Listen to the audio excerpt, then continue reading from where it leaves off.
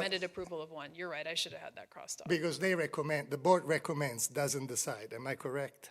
The community board recommends to council. Council has still the option Right. to this. Okay. That's true, yeah. So we're missing, okay, now when, and I watched the meeting of the Community Development Board, and I noticed that the applicant was perplexed when an amendment was asked to move the bicycle spots from 8 till 31. I noticed that the applicant was saying, we never see much use, even up to 8. Why are you asking us to do 31? Now, for those two zoning deviations, the applicant has proposed a major benefit, which is the 10-foot wide shared path around the development. Okay, if I ask for 2 deviations and provide this benefit, and I'm pushed back and I get only 1 deviation, has the applicant had the choice to change that benefit that he's providing? That's part of the application. Okay. It's part of the whole package. Oh, So. okay. Thank you. Those are my questions. Further questions for Wendy? Ben? Just to clarify, is the change from 150 units to 202 units, is that a zoning deviation? That is not. No, we're amending ordinance 99.9 that set out that density. Okay. So that's part of the ordinance, the And draft what- ordinance that's in your packet. Where did the 150 unit number come from? You Why does that know, exist? I don't know. I read through kind of all those different neighborhood plans, trying to figure out, what was the magic behind it. It appeared to me that one of their original designs showed 3 buildings, and their first building had 48 units, and I just wonder if they thought, we'll just do 1, 2, 3. I don't know if there was any. Was part of the neighborhood plan or the, Yeah, right. Yeah, It it was is part of that ordinance. The ordinance showed, well, the neighborhood plan said there would be senior living. The ordinance designated the 150 units. so the 202 units would be allowed under zoning, More than 202. more would than be a- 202? Yeah, like 300. and There just some. happens to be a cap under an old ordinance Old from the neighborhood ordinance. plan back in the day. Yep. Further questions? Thanks, Wendy. Appreciate the staff report. Not seeing any councillor comments. We did advertise for a public hearing on what will be ordinance 24-5, and we'll hold that public hearing now. Anyone wishing to provide testimony, I would invite the applicant's representatives first. And name and address for the record, please. Good evening. My name is Ray Yancey. I'm with LRS Architects. Our address is 720 Northwest Davis Street in Portland, Oregon.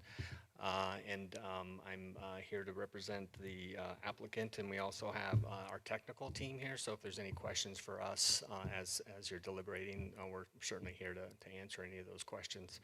But essentially what I would like to say is that we are in support of the recommendations of staff and the Community Development Board, and just ask for your approval for the PUD that's before you tonight. So if you have any questions, just let us know. Thank you, Ray. Yeah. Any questions for Ray or the applicant's representatives before we hear from the public? Not seeing any for the moment. Any public comment this evening on this item?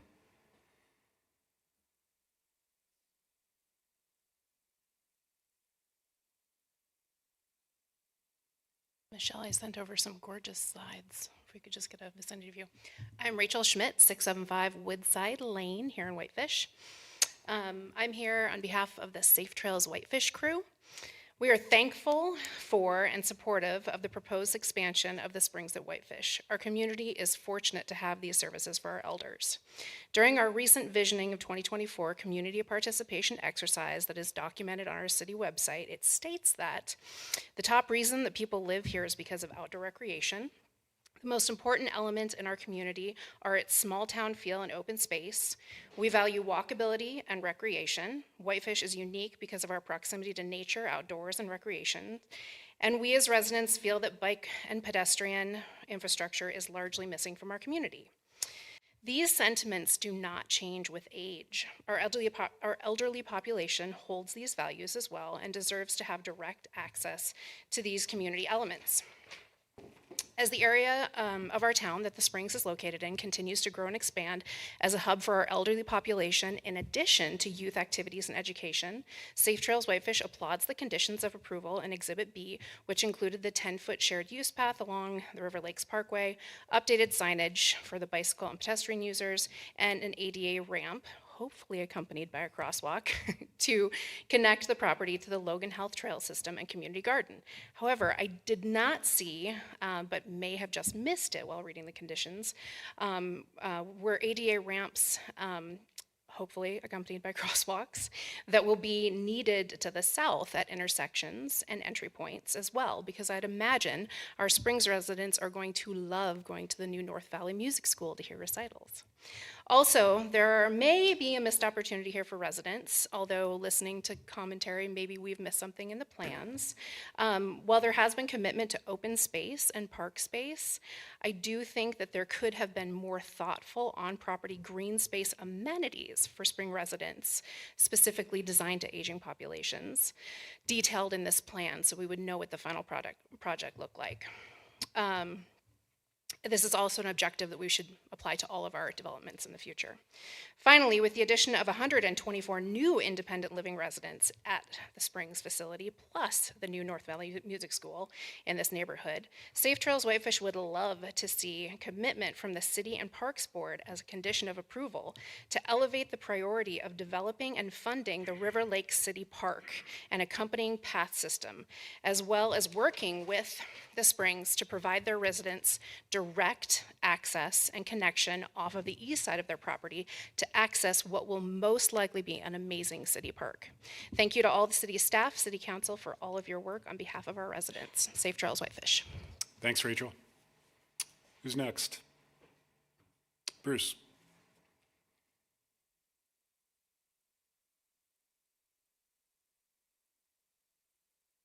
Good evening, Mayor, Council. I guess first of all, I'd like to really echo a lot of what was just said, that we're here in favor of this project. We just think there are some things that could be done better to better serve the residents of the project, and that's why we're here asking that this evening. So in looking through the site plan, we were looking for ways to do an immediate outdoor experience for the residents.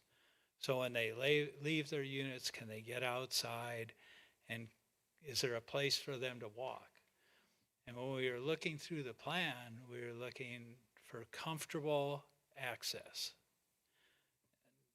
Sidewalk sandwiched between head-in parking isn't really comfortable access, especially for elderly folks.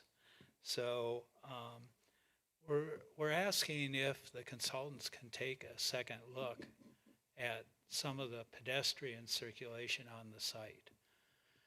So if you look on the plan that's up on the screen now, there's a nice green entry to the project, and it's on flanks both sides of the entry driveway. And then you arrive at the entry, and there's a nice green island there with a water feature in it. But none of those things serve the residents. The feature is isolated, the water feature is isolated by the surrounding roads, and the main drive-in has no pedestrian ways. So, and again, it's perception as we age. So walking on a sidewalk next to a bunch of parked cars and a driveway is not necessarily a comfortable and safe place to walk. So our ask is there another, can they take a second look at this site plan and see if there are some ways that they could rearrange things to make these pedestrian ways better? And also, there was a mention in the plan about the adjacent park and things like that. And so we have that service drive that goes around the east side of the development and the north side. but there's no plan for a future access into the park. And so we were wondering if they could also show that on the plan. And there's limited room for that because of topography and the outfall from the stormwater pond go through there. So it'd be nice if they could do a quick study and see how we can make that connection and how that will dovetail with the walkways and things on the site. So, and I guess the last thing is that the emergency services drive along the east and north could really serve as an excellent walking area for the residents, and it could be designed to integrate better with the spaces on the site and really make that a comfortable pedestrian way. Those are our main asks, and I guess, well, there would be one more, and that is, in the future, we talked about that connection to North Valley Hospital site, and North Valley also has a separate parcel that has trails on it, and we were hoping to find a way to dovetail with that as well. And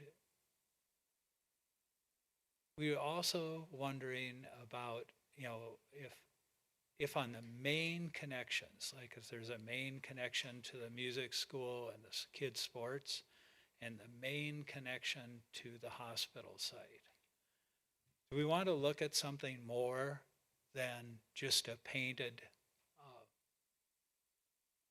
marking for the crosswalk? Or do we want to look and seriously consider what they call a tabled intersection, where just like our downtown, the intersection, the sidewalk is level because they've raised the intersection and changed the drainage. And then so there's no curb to negotiate. And for people in wheelchairs or with less, movement ability, I think it might be something worth considering down the road as a feature to make these major connections. Those are the main issues that we had. Like I said, it's not an issue with the project itself. We're big fans of it. So Thank you, Bruce. thank you.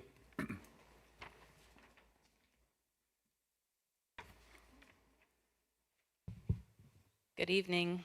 Julie Tickle, resident at 140 Burley Bear Trail. Also the executive director of Dream Adaptive Recreation, a nonprofit that provides empowering outdoor recreation opportunities to people with disabilities, including the aging population. I definitely mirror the sentiment that I'm grateful to have the Springs facility and staff in our community, and very much welcome the expansion of the housing and services for the growing aging population in Whitefish that we will all be a part of, including myself. I'm signing up for my room. I'm here tonight to ask the developer and the city to work together to ensure the plans of this housing expansion place focus on enhancing the quality of life of the residents, which is our major mission as well. I'll paraphrase a quote from the book Being Mortal, which I highly recommend. Our most cruel failure in how we treat the sick and the aged is the failure to recognize that they have priorities beyond merely being safe and living longer. We have the opportunity to refashion our institutions, our culture, and our conversations in ways that transform the possibilities for the last chapters of everyone's lives. As humans, our ultimate goal, after all, is not a good death, but a good life to the very end. We at Dream seek to enhance the lives of people with disabilities, including the aging, through breaking down barriers to outdoor recreation and nature. As you know, there are countless mental, physical, and social benefits to being outside, not just for this population, but for caregivers and family members as well. Transportation is a huge barrier for the disabled and the aging population. Therefore, ensuring this site plan includes thoughtful, universally designed, connected pathways and green spaces is essential, being right outside their doorstep. Dream looks forward to an improved site plan that would allow our organization to provide to the members of this deserving and often overlooked and underserved population the opportunities to continue to recreate outside. Thank you. Further public comment?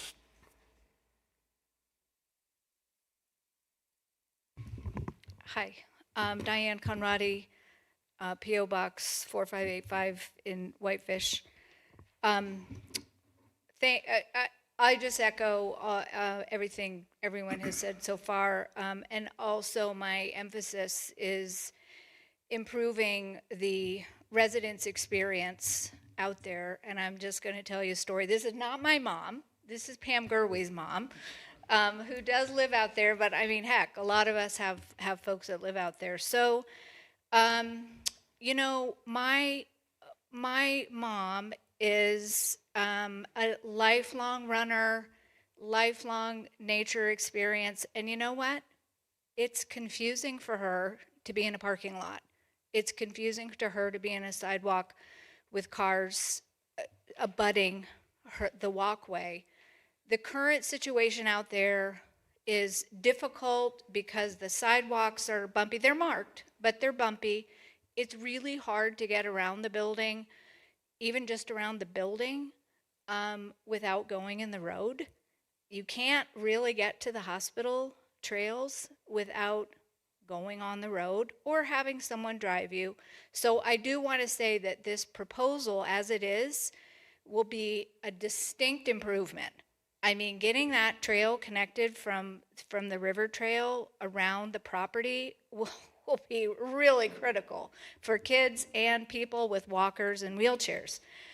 But, you know, while it solves some problems, it doesn't solve the problem for people like my mom, who actually my mom and other residents who might not have someone to wheel them in a wheelchair. They might not be able to go very far. They might not know exactly when to come back, you know, with an out and back on a trail. They're not gonna really like having parking and cars going on the path that most of the people use out there, which is the emergency maintenance road. So what I am encouraging here the city to consider is to, first of all, I'd encourage as whoever said, encourage the developers to really kind of take a look at whether there's a better connected experience for folks who are mobility challenged, who need to get outside from their door. They don't drive, they don't have someone to drive them, they don't have a motorized wheelchair. Maybe they do, maybe they don't, most don't. And they need to have a safe, comfortable space to be outside. It's the only thing that my mom looks forward to in her day. So, you know, open space, having open space is fine, but it doesn't really help get around. You can't really walk a walker on grass. So having some thoughtful attention about maybe how the open spaces are connected, how the pedestrian flow for residents who are mobility challenged flows through the campus. And again, as Bruce just articulately said, look at those connections to other spaces for people who can and want to go farther.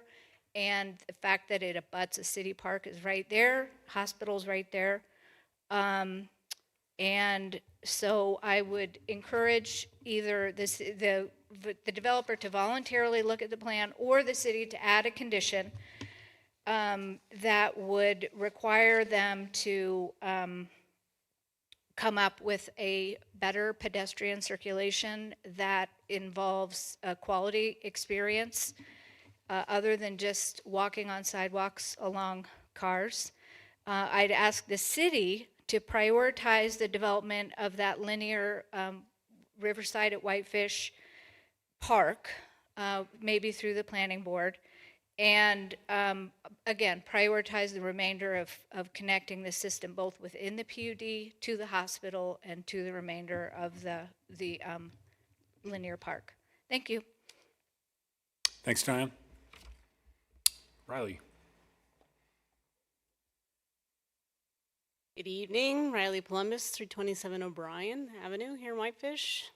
I'm here in support of the Springs project. I'm really excited about everything it has to offer. Obviously, like Julie, I might need to sign up for a room now for the future. But I just wanted to comment as someone that works at North Valley Hospital, now known as Logan Health Whitefish. I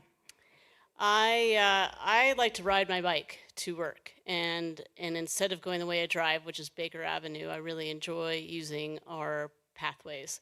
And so when I cross JP Road, the first time I cross JP Road and I'm heading toward the hospital, the pathway comes to an end right at the springs, and then you're faced with, okay, now what do? I'm on the correct side of the do I just cross the road here? Do I go into the springs? It's kind of confusing. And I make the decision to cross the road and get into the right-hand side of the road and then go the last bit to the hospital property.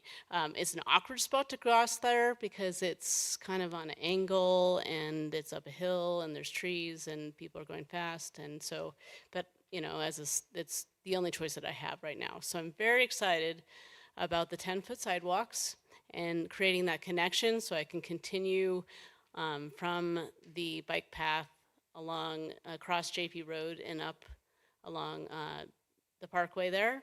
I'm also, as the community relations person at the hospital, I have the pleasure of working with Vonda Garcia, who a teacher at Muldown Elementary that brings fourth graders on a bike field trip every year. And the first year that they were coming, I saw them coming across JP Road, and they got to the end of that path, and then they disappeared behind springs and took another few minutes, and then reappeared on River Lakes Parkway, where there's no sidewalk, and there's a big curb, and there's not even really a clear shoulder or anything like that. So then they cross, they come to the hospital, they have a little snack and all that. And it just makes me realize that these are kids. There's the kids, the kid Smithfield's right there, the future music school, and the Springs being right in the middle of the neighborhood has this great opportunity. And I really am pleased to see that the sidewalks are going to go in there and help to make that area more safe for our kids, for the residents, for anyone like me trying to get to work.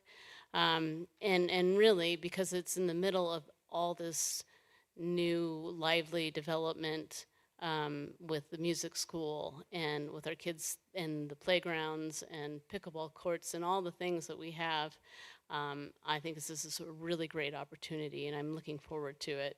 And because the hospital does have a nice series of trails, it would be nice to see some connections, and whether that's the city's position to create crosswalks and get paint on the streets, because as a member of the Bicycle Pedestrian Committee, but I'm also asked to be on the task force, Safe Streets for All task force, I'm really cognizant of this idea of making the roads and pathways safe. So I'm just want to thank you for listening tonight, and hopefully we can work with the Springs to make this an awesome new addition to the city of Whitefish. Thank you. Thanks, Riley.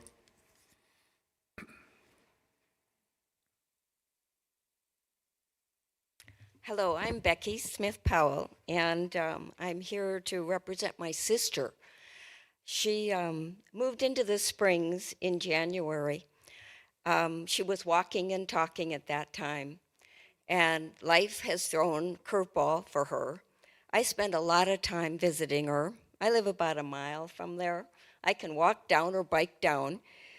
I go by the hospital. There are some missing sidewalks, and I'm excited to hear that there are going to be new sidewalks. I like the connectivity to the hospital.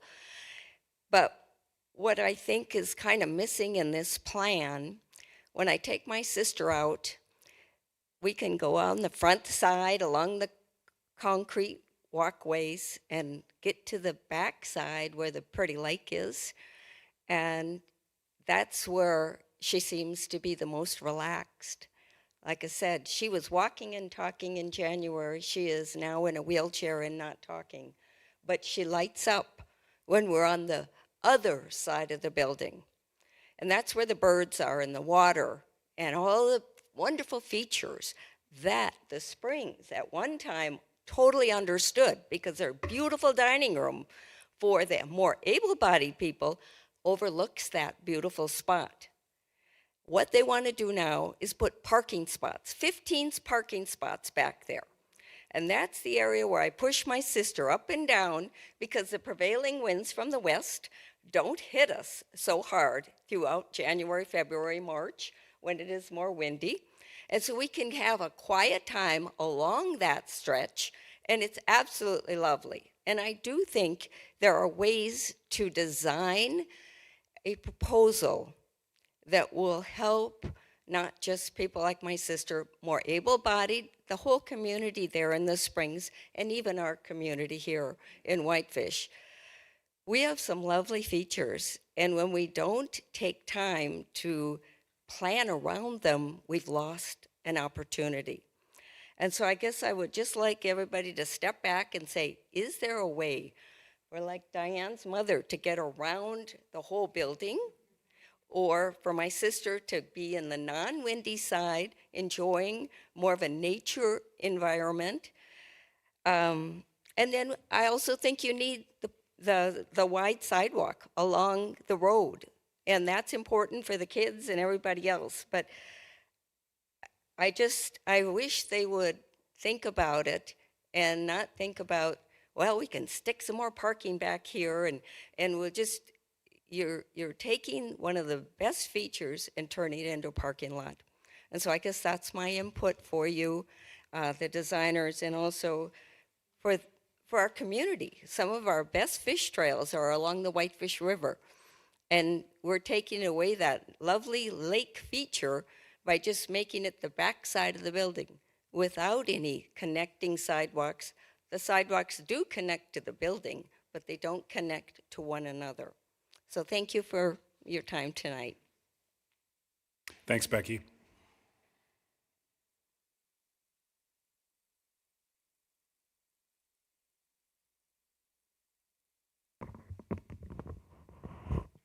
Hi, I'm Judy Russo. I'm everybody's mother.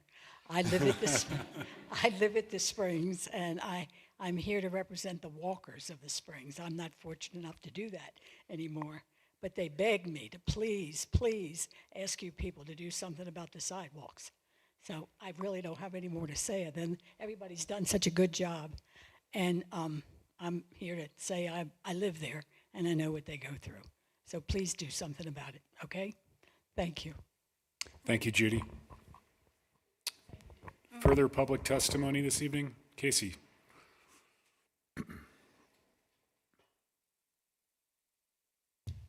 Good evening, all. My name is Casey Malmquist, 160 Walker Creek Lane. I too am here on behalf of Safe Trails Whitefish and in response to this application. And yes, we're in favor of this, but I think we can do better. What I'd like to do is take this moment, this opportunity, to offer maybe a little different perspective on this situation and weave a number of these issues and challenges into a larger opportunity for the community. The area that the Springs is located is this vast complex campus that, the hospital, the Springs, potentially the music school, Smith Fields, you got a church, we have, several developments, the river trail, all of this, and all of it is developed sort of piecemeal, one thing at a time, obviously with some perspective of transportation. But our transportation views, frankly, I think are dated, outmoded, and need to be improved. The opportunity we saw, just kind of looking at this, starting with the Springs and then looking at the larger area, the opportunity is this is sort of a metaphor and a microcosm. That area serves as an example of how our community is growing, how it's changing, and the community we serve. There is a large and growing population of non-motorized transportation. I mean, culturally, we're trying to incent people to discard the car and to move about and to connect. One of the biggest challenges facing us, not only in this city, but in the nation, is this thing of connectivity. And we can pay a lot more attention to that in how we do these things in the city. I am both a witting and unwitting supporter and developer and contributor to the trail system and want to continue to be. And what I'd like to do is have council staff in the city look at two really important things. One is to bring someone on in a transportation staff position, whether it be an employee or a consultant. It's someone who's looking at transportation in a much larger, broader view and specifically incorporates a non-motorized transportation approach and perspective of this. And then the second one is to literally codify this. I mean, as a developer, when I come in here, you know, we have this whole list of things that we have to go through. And I mean, it goes to the environment, it goes to traffic, you know, and a lot of it, not surprisingly, is geared at transportation and vehicular traffic. Is we need to put as much emphasis on the non-motorized stuff. And, you know, again, from the development standpoint, we're focused on the internal thing. And again, I think they've done a great job and we support this. Yes, it can be better, but also how it connects to the environment around it. And I think these are things that need to become normalized, institutionalized, and practiced. The city here, which I'm very proud of, has never, ever shirked at taking the long view and taking progressive views on the community. And I think this is a real opportunity to sort of create a sea change of how we think about this and be the community that kind of sets the pace on making that happen. So, thank you. Thanks, Casey. Further public comment tonight? Michelle, anyone online wishing to provide comment? We do. Whitney, if you'd like to go ahead and unmute your mic and please state your name and address for us, please. Hi, everyone. I'm Whitney Pratt. My address is 165 Cliff Creek Road. And I'll go quickly because many other people have spoken really eloquently today. I'm also here in support of the project, and I would really like to echo everyone's sentiments to encourage a focus on residents' experiences and preferences. I would hope the developers would partner more directly with Dream Adaptive and residents to adapt the plan to prioritize access to the outdoors in an enjoyable, easy, and beautiful way. I would hope the plan could go beyond access to offer a truly enjoyable opportunity to be outside. And finally, I just really want to echo about connecting to the hospital and the hospital pathways and garden experiences. So making sure that it's a fully connected experience. Thank you. Thank you very much. Further comments, Michelle? No. I'm going to go ahead and close the public hearing and turn it back to the council for preferably a motion. Frank? Mr. Mayor, I would move to postpone this matter for to our next meeting to allow the community to meet with the developer to flesh out these issues of transportation and optimizing the sidewalks, which I think if I'm a developer in this position, that's what I want to do. And I think they've gotten plenty. Let's wait to see if we get a second to the motion first. There's a motion on the table to postpone to a date certain, which would be June 17th. Is there a second? I'm going to steal Frank's quote. For the sake of discussion, I'll second this. Seconded by Councilor Caltabiano.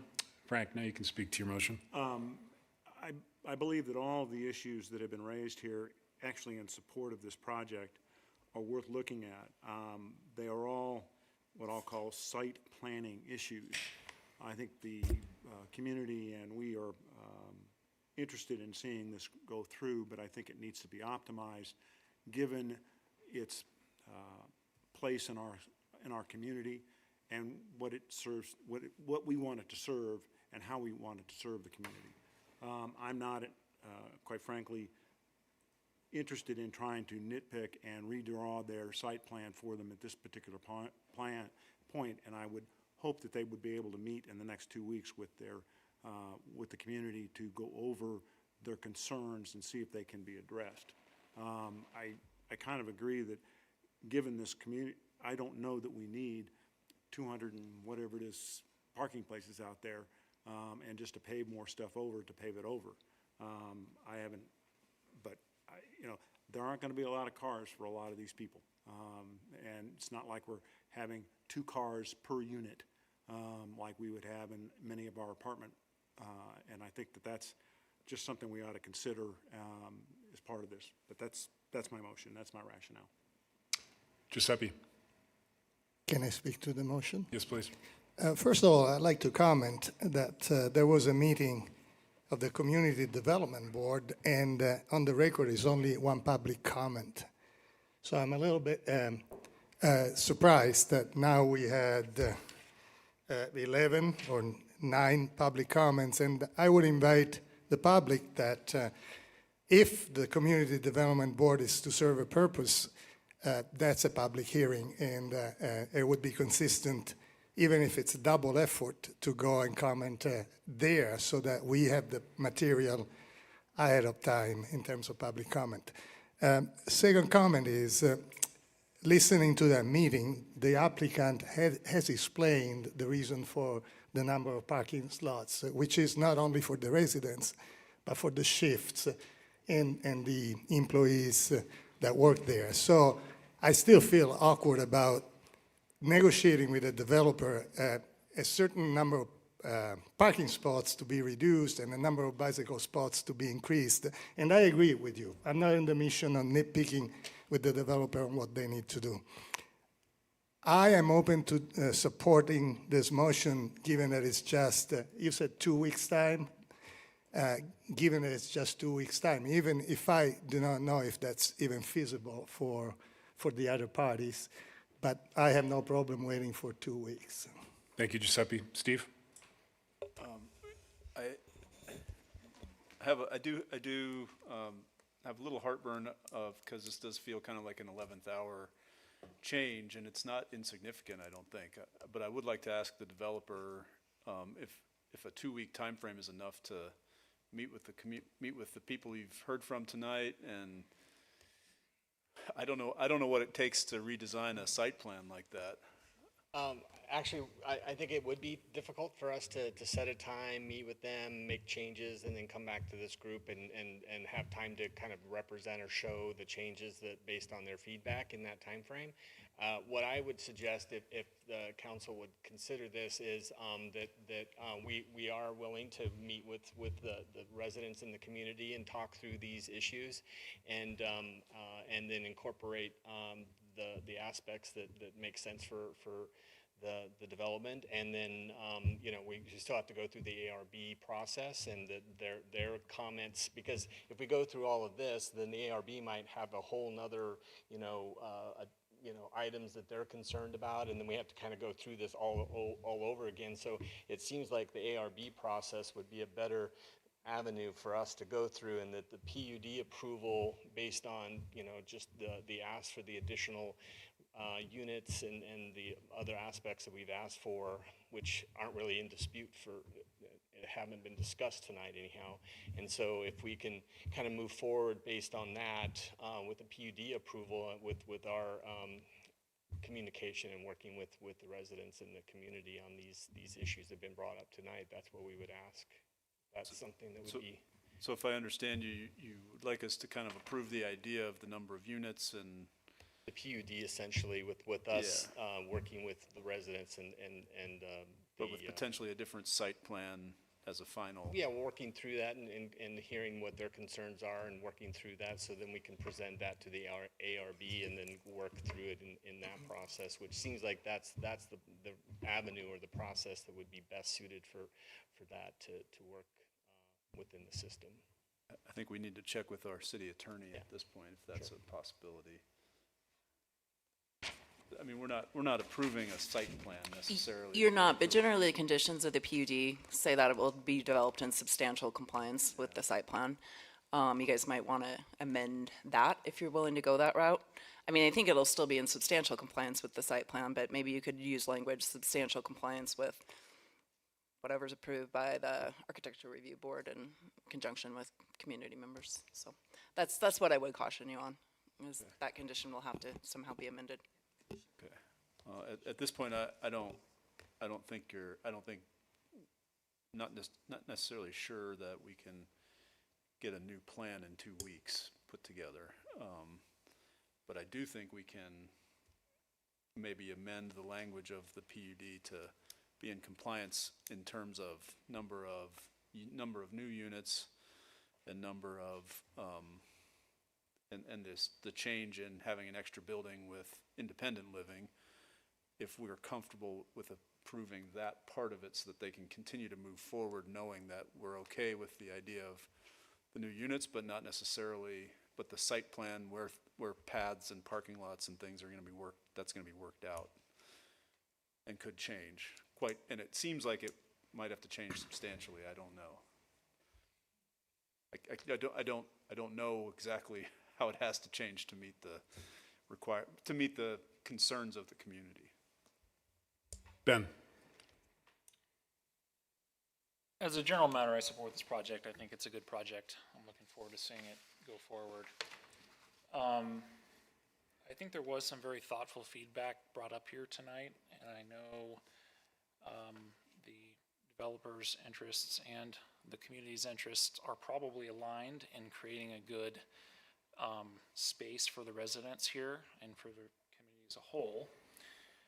I tend to be wary of holding this project for 2 weeks, given how hard it can be to redo these site plans. I know. I think for my vote, I'm willing to take the gentleman's word that they will go back with this feedback and put some real thought into it. And if there's opportunities to improve the site plan, to do that after the fact, I think for me, I'm willing to move this project forward either way. And so accordingly, if we do not delay this, I would motion to approve it. Thank you. Thank you, Ben. Further discussion? I would be comfortable moving forward with this at this time if somebody was comfortable enough to craft an additional condition that I, quite frankly, I'm hard pressed to do right now, that would require the site plan be re-examined either at the Architectural Review Board or whoever it is, to take a look at and evaluate possible other routings for either sidewalks or connectivity and to the green space. That's what we're asking for, and I think that's what the community is asking for. I'm just not sure that I can draft, sitting here right now, that condition unless somebody can help me out here. And That's what I'm looking for. And you can't. We've tried that in the past in crafting detailed conditions that address what were some fairly significant comments. And I will disagree, Steve, that this isn't coming at the 11th hour. The applicant's very much aware that this is the decision-making body and that the planning board's simply an advisory committee. So oftentimes folks elect to pick one or the other and they come to council, which is where the decisions are being made. So I'm not comfortable crafting a condition to address the concerns that were raised tonight and certainly support the motion to postpone. I would like this council to have oversight on the concerns that were raised by the public. And I think integrating and making this project more congruent with the other campus amenities that were alluded to tonight is of vital importance for the quality of life for those that live there, many of whom I imagine could not make it this evening to provide comment. So I think we owe it as a general courtesy to those living at the Springs to address these significant life, health style concerns that were raised. With that said, I fully support the postponement. If it does pass, I would just like the applicant to indicate how much time you would need to come back with a revised site plan addressing the issues that were raised tonight.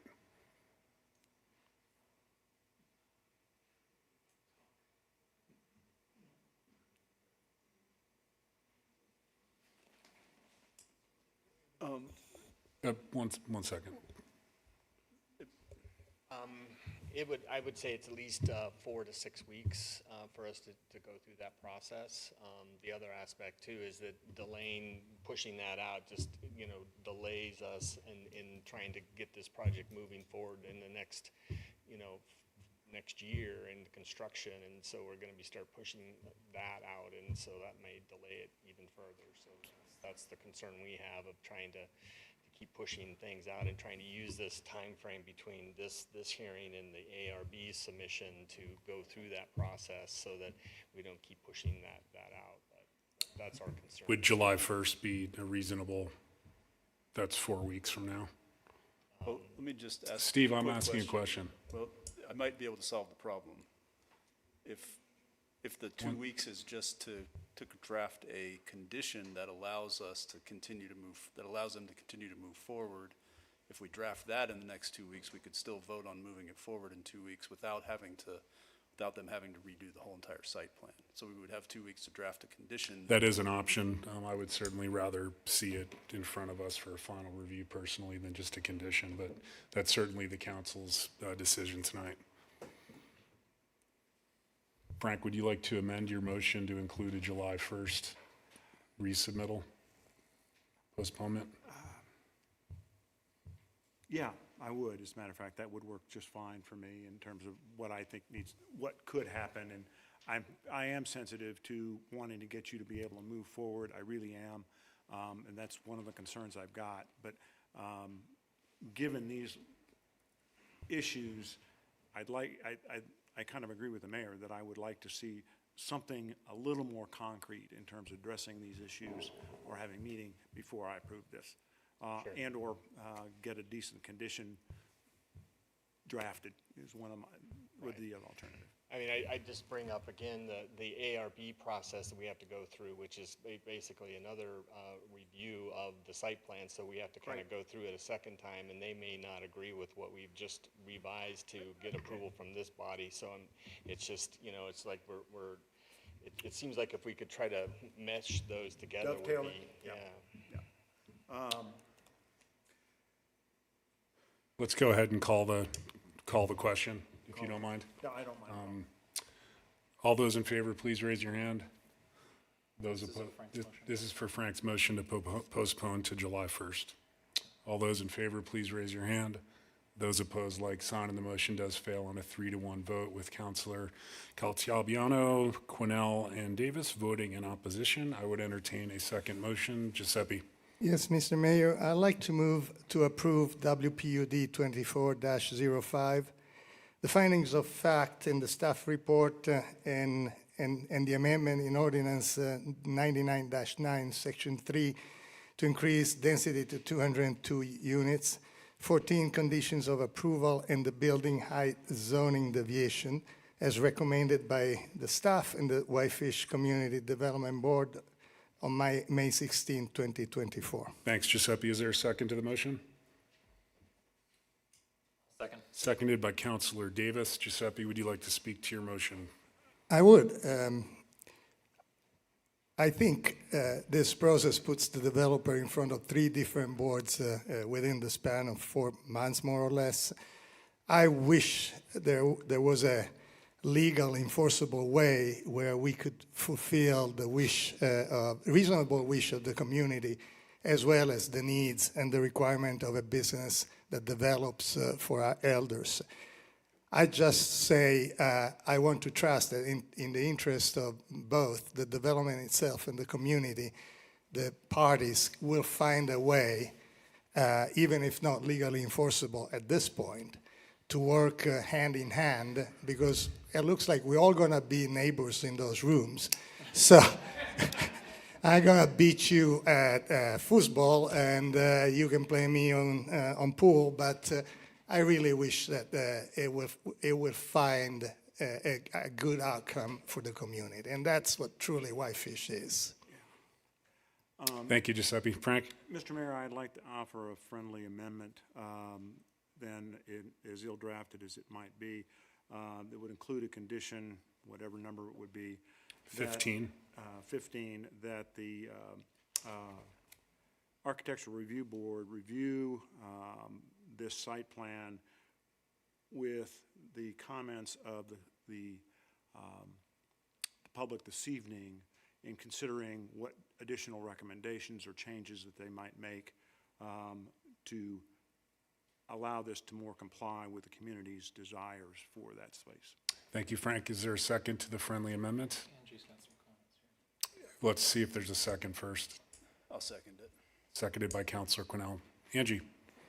If you guys are going to add that as a condition, I would just keep in mind that the Architecture Review Board is now simply advisory to staff, and staff will make that final decision. So I would just make that clarification that the Architecture Review Board can provide recommendations to staff, but that ultimately will be up to staff. Okay, duly noted. We'll allow that to reflect in the public record per Angie's comments. Further discussion, we're going to vote on the added condition first. Steve? Okay. We'll vote first on the added condition number 15. All those in favor, please raise your hand. Those opposed, like sign. That passes unanimously. Steve, comment before we call the question? Yeah, I just want to thank the developer. He's been very gracious, not only at the Community Development Board hearing, but also here tonight. It's kind of hard to, I understand it's kind of difficult to feel like you're kind of sailing through things, and then you get to this stage, and there's a request for a giant change. And I think if we had had this information at the Community Development Board meeting, however many weeks ago that was, 3 or 4 weeks ago, we could have made you could have made some substantial progress leading up to today. And I think that's unfortunate, and it kind of makes our job harder up here, and we're trying to create something in the throes of voting on whether or not we should move forward with this. So so I sympathize with you, and I appreciate, Mr. Yancey, your willingness to work with us, and I'm sure that the community that you'll work well with the community that's out there to make sure that they get the things that they would like to have as well. And that's all I have to say. Thanks. Thank you, Steve. Further comments? Brings us back to the original motion with condition number 15 added. All those in favor, please raise your hand. Those opposed, like sign, and that passes unanimously. Thanks, Ray. Appreciate your time tonight. We're going to go ahead and adjourn for about 4 minutes. Just take a quick break.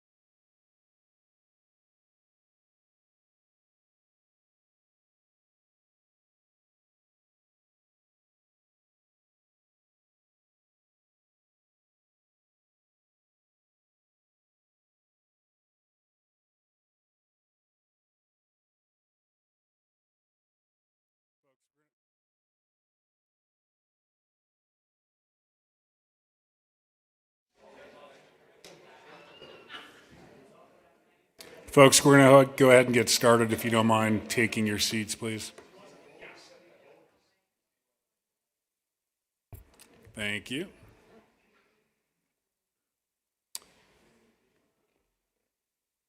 So we're back in session. We're going to move on to item 6B of the agenda, which will be resolution 24-20, a resolution of intention indicating its intent to adopt a map amendment to the 2007 Whitefish City County Growth Policy as requested by Whitefish Ridge Holding and adopting findings with respect to such amendment.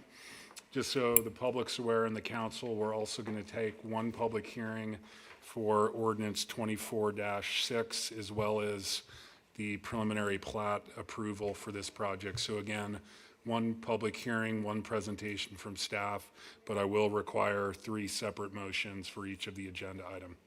Wendy. All right. So again, this is 3 requests by Whitetail Ridge for a growth policy map amendment, a zoning map amendment, and a preliminary plat application. The Community Development Board's recommendations were all within the packets under 3 separate transmittals. The preliminary plat, so I thought I'd do like a bit of an overview and then we'll go into each project individually. So the growth policy amendment is a request from rural residential to urban to facilitate the rezone and the subdivision. And then they're proposing a rezone from county R3 and I2 to WR1 and WR2 to again facilitate the subdivision. And then the preliminary plat is for 73 lots, which was reduced from what the Community Development Board saw of 77 lots. As a result of comments heard from the Community Development Board and the public, they also included a variance to convert a road to a temporary T turnaround with emergency access, but open to the pedestrians. And we'll talk about that when we get to the subdivision part. So there is a revised staff report with that analysis. The public hearing was held on March 21st, and the board, they also held one public hearing and then addressed each request with a separate motion. They did recommend denial on all 3 requests. The applicant, in revising their project and also coming forward with a variance, staff did renotice all the neighbors in early May, alerting them to the revised public hearing date of today, and then also letting them know about the variance request. So the first request, and then I'll just note too that even though the board did recommend denial on all these matters, we did include a resolution for the growth policy amendment and an ordinance in case you chose to recommend approval. So slide 1, here we are at the growth policy amendment. And the applicant is requesting to amend the 2007 City County Growth Policy land use designation from rural residential to urban. Again, to facilitate the rezone and the preliminary plat. And then the property was also annexed on April 1st. The property is surrounded by residential uses, the city shop to the south, and then the emergency services to the east. The current land use designation of rural residential, and again proposed to urban, which would match the O'Brien Bluff subdivision toward the north. The property is served by all public services and facilities. In the growth policy itself, it provides some guidance for providing for amendments. And again, the growth policy is sort of the overarching policy document giving general guidance for development in our community. Within the growth policy, criteria when a property may consider an amendment is if there's an error, if there's some community conditions that have changed, or if clear extraordinary community benefit in terms of achieving some of the community goals are involved with the request. Under errors, currently there is the underlying zoning on the west side is the county R3, which is equivalent to our WR1, which is an urban land use designation. So there's an error with that particular request, or that western portion of the property. And then on the eastern portion, the zoning is industrial, but the land use designation has a rural residential. So going from rural residential to urban is going to correct the error on the western portion of the property. And then if the property gets rezoned to WR2, that would be congruent with that land use designation. Community conditions have changed. Affordable housing has long been an issue, and while this project isn't necessarily providing affordable housing, there's no deed restricted housing as part of the subdivision.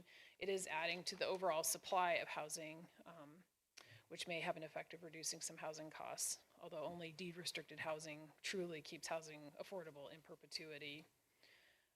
As part of their project, and we'll talk about this when we look at the subdivision aspect, they are looking at helping to facilitate the east-west transportation connections, which has long been in our transportation plans.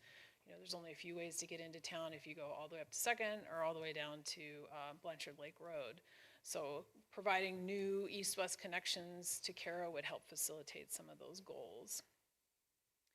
And then again, heavy industrial, which is what the county zoning is, between the Shaw property and the city, and O'Brien Bluff subdivision, which is a residential neighborhood, you know, has the potential to provide some real problems and issues. The uses permitted in that zone are wholly inadequate with detached single-family residential to the north. Detached single-family homes with smaller or larger lot sizes adjacent to other single-family homes is a whole lot more suitable.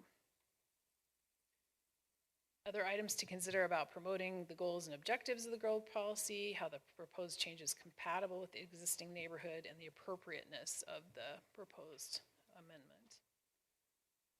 So we do find that it does promote the goals and policies of the growth policy. It is more compatible with surrounding residences to the north and west, because it is an urban designation to the north and to the west and to the north. Yeah.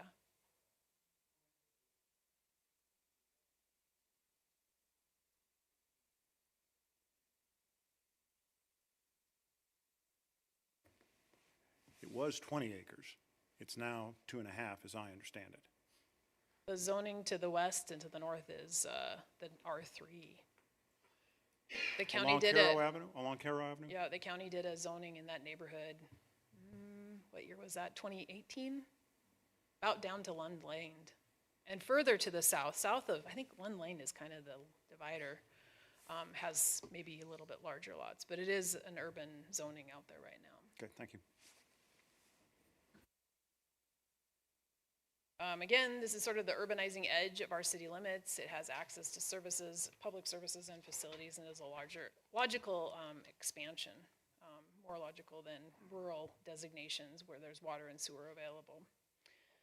So again, the planning board held their public hearing on March 21st, and they did move to deny this particular request.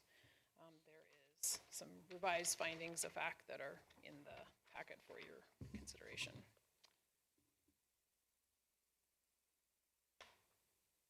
So then, next slide, please, is the request for a zoning map amendment.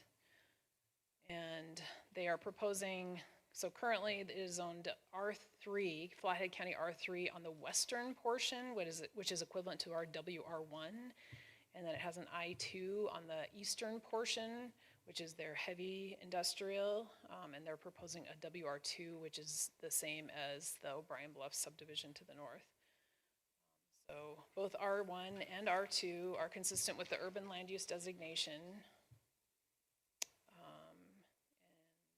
And if it gets amended, again, served by all public services and facilities, made in accordance with the growth policy as amended. R1 and R2 are both compatible with the urban land use designation. We review zone changes according to the criteria in the zoning regulations, providing security from fire, panic, and other dangers.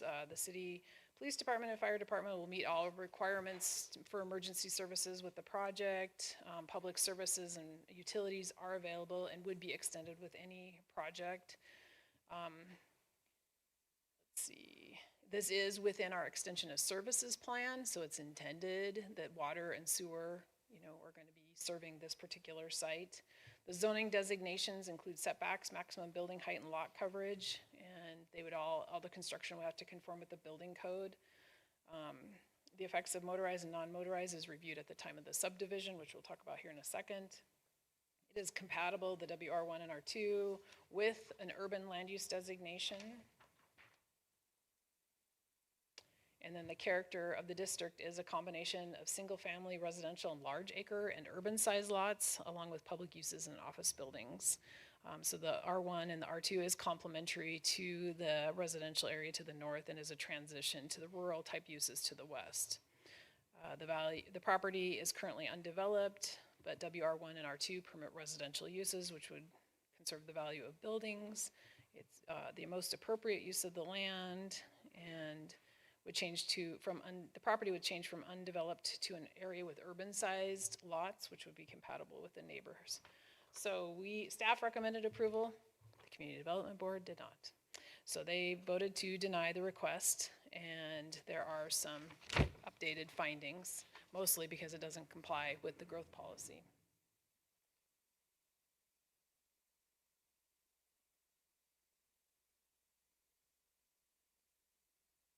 Next slide, please, Michelle. So this is the proposed preliminary plat. We did update the staff report, which you have in your packet, because a couple of items were modified from the one that the Community Development Board saw, so mostly in response to comments from that Community Development Board. One, they reduced the number of lots from 77 to 73, and that did remove 4 sublots along the south boundary to accommodate half of a public right-of-way. So 30 feet will be on the south side of this property, 30 feet will be on the city's property. And then they also designed the northern terminus of Muley Trail, which is in the north part of that site plan right there, as a temporary T turnaround with a gated emergency access only into the Sawtooth Drive, which would also be open to pedestrians and bicyclists. And because of this, it is require a variance. Before, they weren't requesting any sort of variances. So the project, again, is 59 single-family homes and 14 townhouses on 34 acres with a gross density of 2.14 dwelling units per acre. The project will be accessed by 2 connections off of Flathead Avenue. That's on the east side, kind of across from the fire station. And then 1 access down to West 18th Street to the south. Again, the temporary T turnaround will be toward the north, and they'll connect to an existing right-of-way which was platted back in 2007 when we were again looking for more opportunities for east-west connections. So 30 feet is on this side, and then in the event the property to the north ever develops, 30 feet would be on that particular side. The detached single-family lots range in size from 10,000 square feet to 24,000 square feet. Parkland is being met with a 10.43 acre park, which is that green area bisecting the property from the south to the north. The park contains a critical stormwater conveyance and some associated wetlands. And the applicant is proposing to do some buffer averaging along that corridor there. The variance is required because the city does not allow T turnarounds in lieu of cul-de-sacs in the subdivision regulations because they function poorly for fire department, and so they're discouraged in residential subdivisions. And then the subdivision regulations also do not permit dead-end streets when there's an opportunity for a connection. And again, this property was annexed on April 1st.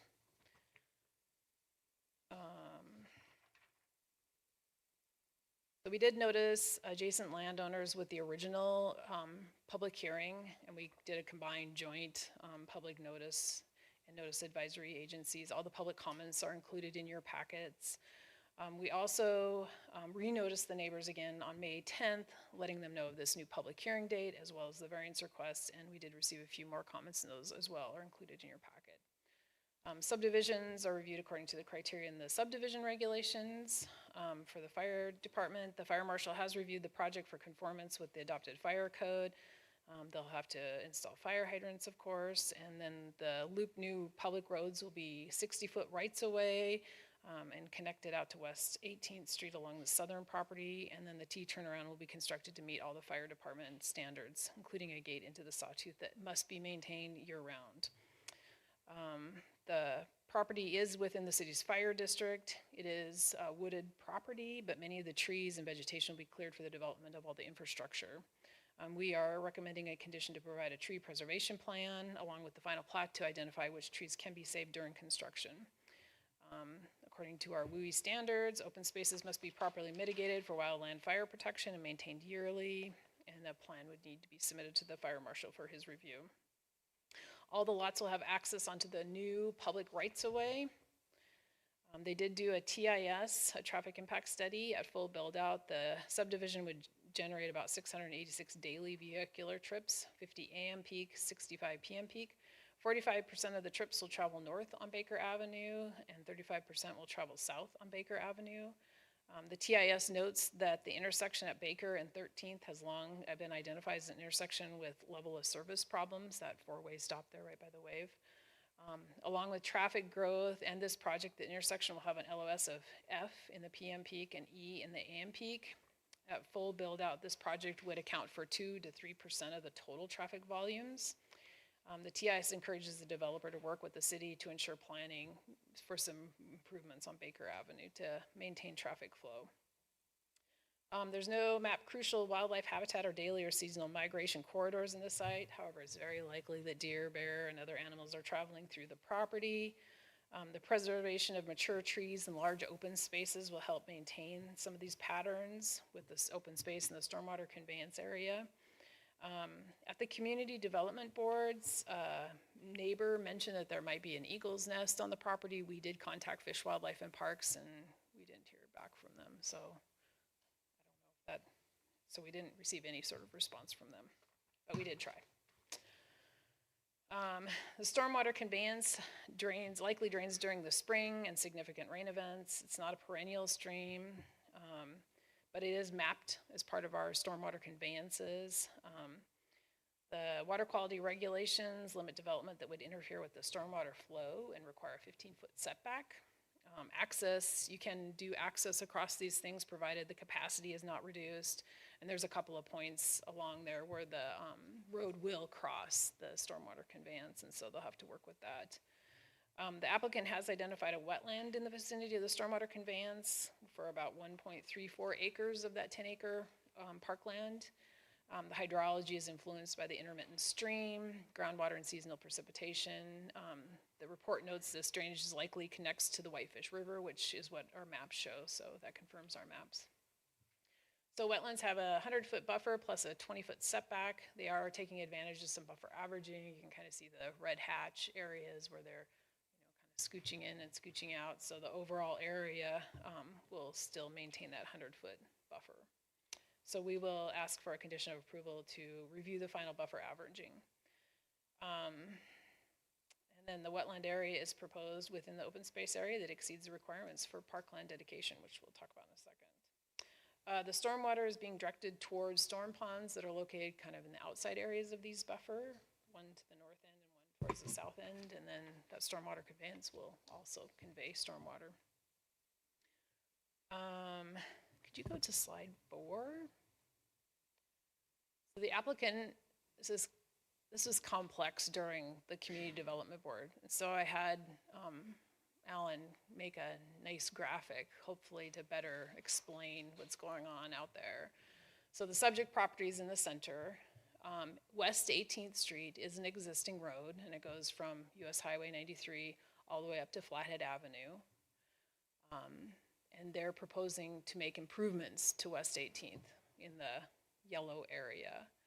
The dotted red that goes all the way over to Caro is in the 2022 transportation plan and has actually been in the transportation plan for, I think, even before the 2022 one, to provide a connection between Highway 93 and Caro Avenue. The yellow area is what they're going to improve, and this is where 30 feet is going to be on the subject property, 30 feet will be on the shop property. Lund Lane, which is in white, is a private road, and there's no changes proposed to that. Maybe someday in the future, if the city were able to get an easement or some sort of right-of-way through that area, it could make a connection. But today, it's not going to happen. It is a private road. But the plan does show that eventually, that would be a good connection for east-west. On Flathead Avenue, that was improved a few years ago to make better access to the shop. And they will be improving their frontage to put in sidewalks, curb gutter, streetlights, street trees. The connection into Sawtooth in the purple up there is where the temporary T turnaround is going to be located. And so that will just be an emergency access only, and then pedestrian and bicycle access for folks in the neighborhoods to go visit each other. So those are the improvements that will be happening. And then West 18th currently is a very narrow right-of-way. The road itself could be improved because it's kind of like an alley. But there's not enough width to make any sort of non-motorized improvements. There will be no sidewalk, there will be no bike lane. It'll just be two-way traffic. But the remainder of West 18th, they'll work with the Public Works Department to determine the most suitable kind of road in that location. Next slide, please. So they are providing, as I mentioned, almost 10 and a half acres of parkland, which is almost over 5 times the amount that they would be required to make. 1.9943 acres. As part of the open space area, they're proposing to install a path that would be open to the public. The Parks Department is supportive of this proposal, provided that the access to that future trail is maintained. A question came up from one of you, I don't, maybe it was Rebecca. How would this trail possibly connect to other city trails as part of the Connect Whitefish plan? So the red lines kind of in the outline were part of the Connect Whitefish plan.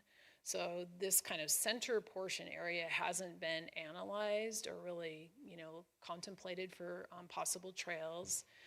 But we put some arrows at the southern portion of where that trail is at. You'll see an arrow pointing down towards JP Road. So somewhere between JP Road and the southern portion of that trail could connect. That would be the city shop, there's a church, and then there's Carter Unger's property kind of in the middle there. To the north, maybe it could head towards the Bakke property, and exactly where all that stuff might happen or how it could happen remains to be seen. But definitely, and Maria can talk about this more, there needs to be a public process and really talk about and figure out exactly where that might happen. But there are kind of like points that they could shoot for future trail systems.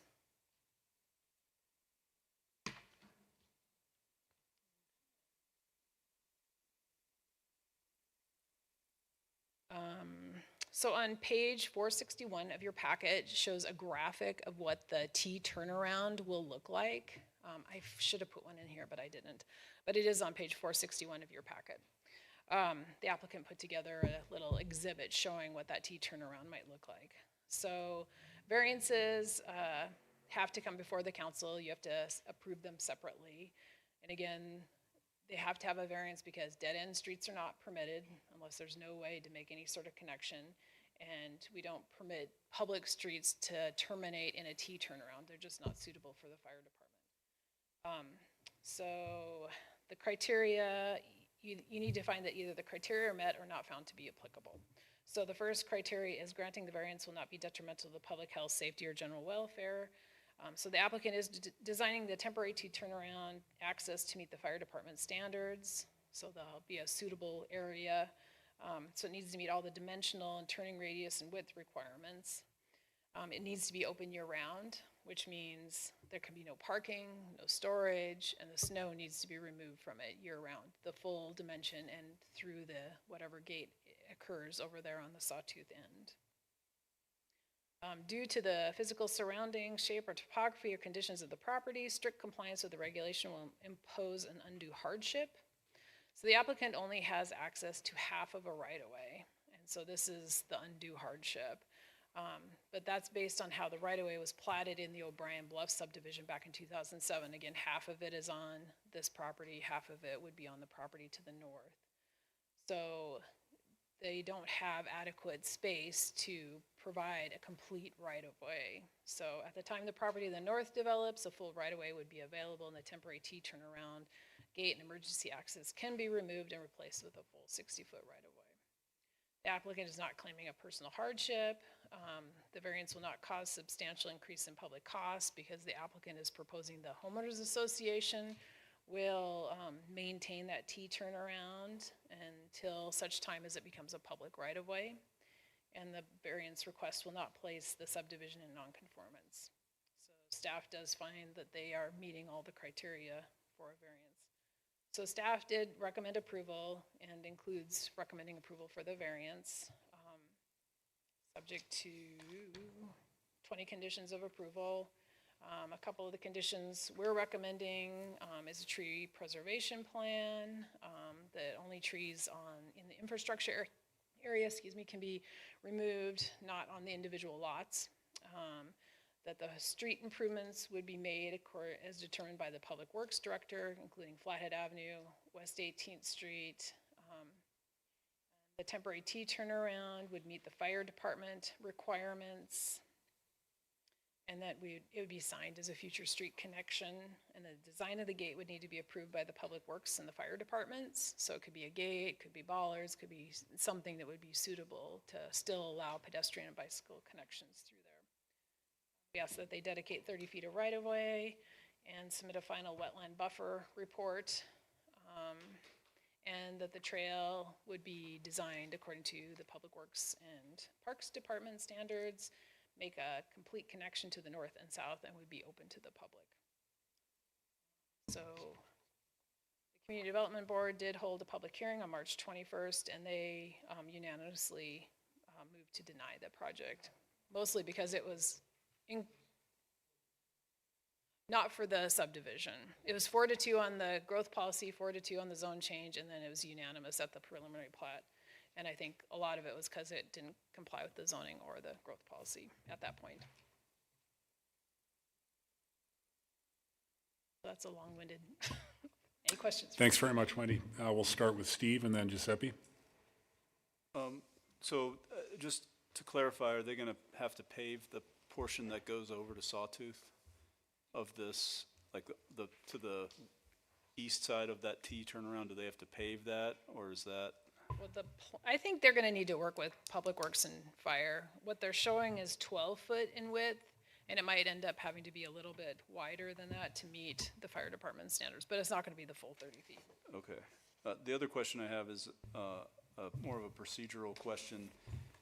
Can we approve a variance within a preliminary plat, or is that a separate process? Can you approve a variance in the? Within the preliminary plat? Okay, we can. All Yeah, right. yeah. Okay. And then Cole, did this sit well? Does this T-turner, I know it's not ideal, but. Yeah, Travis reviewed it and he was happy with it. I think it's acceptable. Okay, thank you. Thanks, Steve. Giuseppe? How are you? Good. Good. Great job. Mr. Mayor, I want to confirm, can I ask questions about the three matters? Of course. Okay, so we're not separating the questions, we will separate the motions. The motions. Correct. Okay, so Wendy, have we ever in the past modified the growth policy? I think, yes, it seems to my memory that we did it when the snow lot was a parking lot. Yep, we changed the snow lot. We amended the growth policy for that project out on Edgewood in Second, a little section that was going to be apartments, which I'm not sure. So there is precedent in modifying, amending the growth definitely. policy. Okay, thank you. Am I correct, if I look at the blueprint of the proposed subdivision, I see a big chunk of green. Is that those 10 acres? So this developer is proposing 1/3 of their property, more or less, out of 34 acres, to be park. Correct. Okay, just making sure. And the trail tries to comply with the Connect Whitefish plan? Right. Okay. Is that correct? This is not a PUD. This Correct. is okay. This is not a PUD. So when we do the PUDs, we're wondering about the benefits to the community. Correct. And we sometimes ask for affordable housing or cash in lieu. Are those questions applicable to this matter?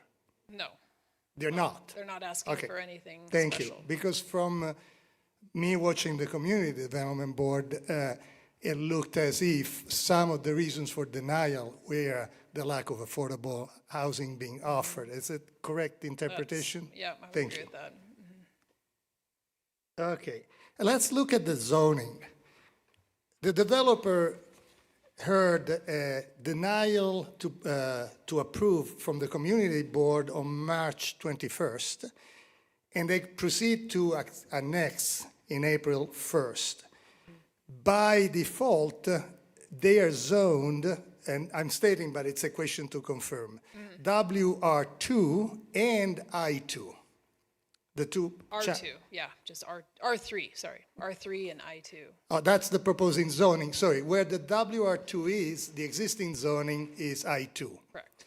Okay, so if we did nothing, am I correct that someone could go there and build a factory up to 60 feet height? That's what the county zoning Okay. is, but we can't implement the county zoning. So we Okay. need to come back before you and with a rezone, just like an annexation rezone. Okay, but right now that's all we have, right? Right. Okay, thank you. Now, let me see. East-west connectivity. So we have a long-term transportation plan, and one of the tenets of that plan is to improve east-west connectivity within town. Now, I agree, the east side of 18th is a little narrow.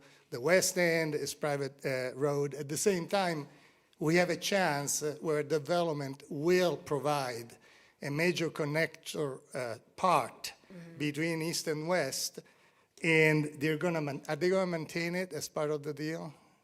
I think it's gonna be a public right-of-way. Okay, The West so if it's 18th public, Street will be. they're not gonna maintain it. I think all the roads in there will be public except for the T turnaround. Will be Okay. there only. And finally, to summarize, I watched the meeting here, and you corrected me. The first motion was for growth policy amendment. It was proposed denial 4-2. Right. If I look at the minutes, and that's a question, can I ask a question to Angie, please? Angie, I had the perception that at least one of the board members had a prepared statement ahead of time and might have had a pre-decision made. Is that normal for a community board quasi-judicial hearing? Or is it proper?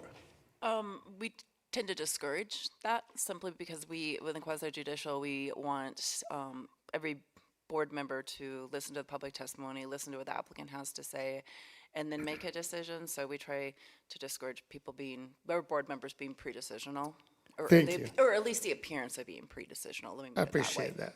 Thank you. No further question, Mr. Mayor. Thank you, Giuseppe. Ben, I've got a couple, if you don't mind. please. Just to extend the questions about the planning board, just so I have a clear understanding, they voted to approve the growth policy change? No, No, they voted to deny all three of them. all three. 4-2, 4-2, and then unanimous. Yeah, Okay. for the growth policy, the zone change, and the preliminary plat. And largely because they did not feel comfortable changing the growth policy and zoning? I think largely because the project wasn't providing affordable housing. Okay. And also, just to make sure I have the correct understanding, so West 18th Street is being proposed to be improved all the way from Baker all the way to the end? Western edge of their project, yep. Okay, it's just narrow. Because It's my recollection is this narrow- road is not great, right? Right, it's narrow where the red is, the not dotted red, the solid red. Right, That's an existing. The dotted red does not exist. okay. That's just the north side of the shop and then the south side of their property. Yeah. So it doesn't exist at all. So narrow meaning 30 feet narrow? Is that what you said? Well, they'll have 30 feet on their side and 30 feet to the south, which is a full 60-foot right-of-way. That's our typical So right-of-way. this will be a full 60 foot? No. No, I'm sorry. The solid red is just gonna be improved to the width of the right-of-way that it currently is, which I think is 20 feet, 30? It's 30 feet. But the stuff in the middle where it's dotted in yellow, that's gonna be a regular 60-foot right-of-way. Do we feel that this 30-foot road is adequate to support this subdivision after it's improved? It's gonna have two-way traffic. It's just not gonna have the non-motorized stuff, sidewalks or bike lanes until sometime, maybe the property to the north or the south, something happens there where we can get additional right-of-way. We have the right-of-way we have. Okay. It also So it'll be provides way improved. ingress and egress via Flathead Avenue as well. Yep, Mm-hmm. yes. Yep. So, yeah, there's West 18th, Flathead Avenue. Okay. So to keep on the theme of circulation here, so if you're coming out of this development to the south, you're probably going to take 18th Street. if you're going north, you would probably go through Flathead Avenue. Yeah, Yeah, and most of the traffic, as you saw from the TIS, is gonna go north. yeah. I guess, and maybe this is an engineering question, but how do we feel about that intersection of Flathead and 13th? Because I tend to have a lot of the same concerns about the level of service at that intersection can be quite poor at times. I mean, what are the city's plans with that intersection down the road? Oh, sorry to put you on the spot, Karin. Oh, that's okay. Which intersection? Flathead and 13th? 13th? Baker and Oh, Baker and 13th. Those are the same, right? Oh, our four-way stop there. Yeah, the four-way stop that everybody sits at. Yes, I agree. That one is getting a bit too busy. Yeah. So there are not any immediate plans for it, but I think part of the reason it didn't have a lot of focus in our transportation plan is it's because it's part of MDT's urban route, and part of their downtown urban study includes looking at improving 13th and Baker. So there wasn't a lot of focus on that intersection in the transportation plan, but it doesn't mean we shouldn't be, talking about what's needed to improve it. And I agree, it's gotten pretty backed up, and we should, could consider some sort of improvements there. Yeah, I mean, do you agree that there will be a negligible impact to this intersection from this subdivision? Yeah, that's what the TIS found, was 2 to 3% of the total traffic would be from this particular subdivision. 2 to 3% would be impacting that. From this subdivision. Okay, yeah. At full build out. Yeah, so that's pretty negligible. And would the city be doing their own TIS in this circumstance, or reviewing the TIS further or anything along those lines?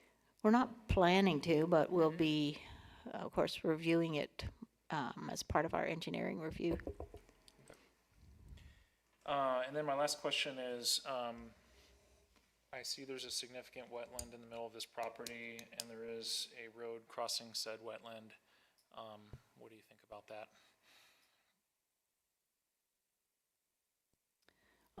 They'll just meet the water quality protection regulations. Okay. Yeah, it's about this wide, maybe. It's wider, really it's wider narrow. than that. Well, there's some areas that are wider than that, but some of it's pretty narrow.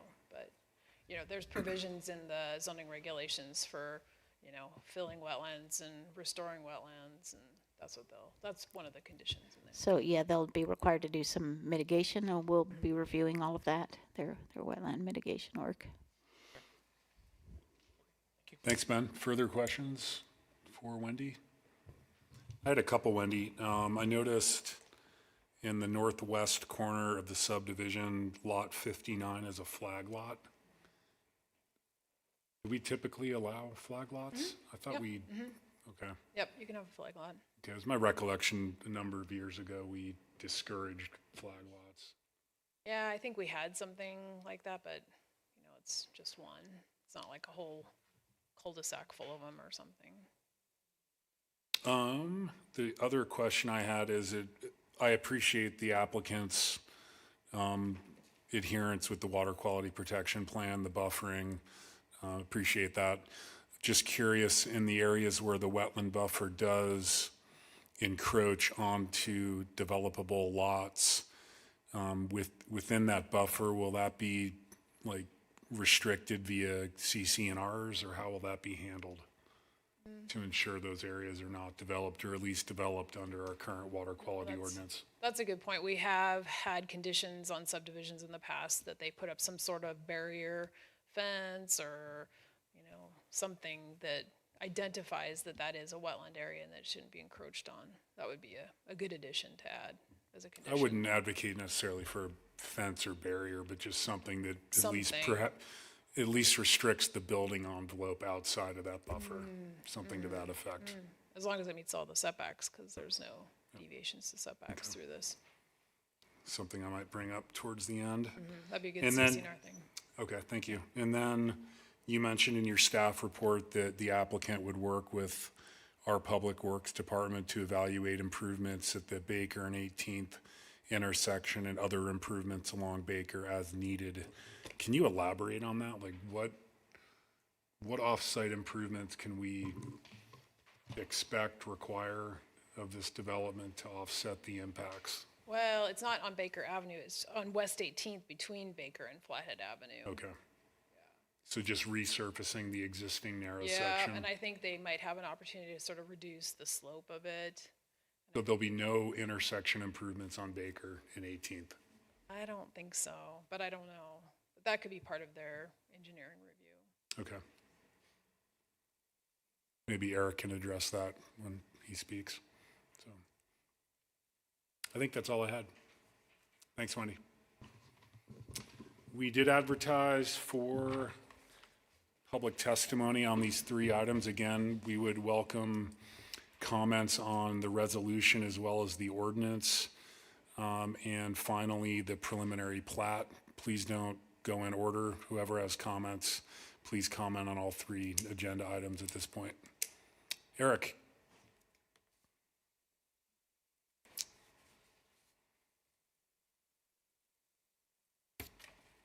Good evening, Council. My name is Eric Mulcahy with Sand Surveying, and I'm representing Doug Siderius and Al Schillinger on this project. They're the new owners. We've read the revised staff report and agree with staff's findings and with all of the conditions that they have put forward. We don't necessarily, or we don't agree at all with the Planning Commission's finding on the growth policy amendment regarding the affordable housing, as it's not really a requirement of the growth policy. That said, we essentially looked at this project and designed this with compatibility in mind. We know the O'Brien Bluffs neighborhood is 10,000 square foot lots, even though it's zoned an R2. So we were really trying to respect that particular neighborhood, as well as also the neighbors that to the west that have the county R3 zoning, which could be a 10,000 square foot lot size as well. So rather than trying to put more density into this, we chose to primarily have 10,000 square foot lots except for that southeast corner.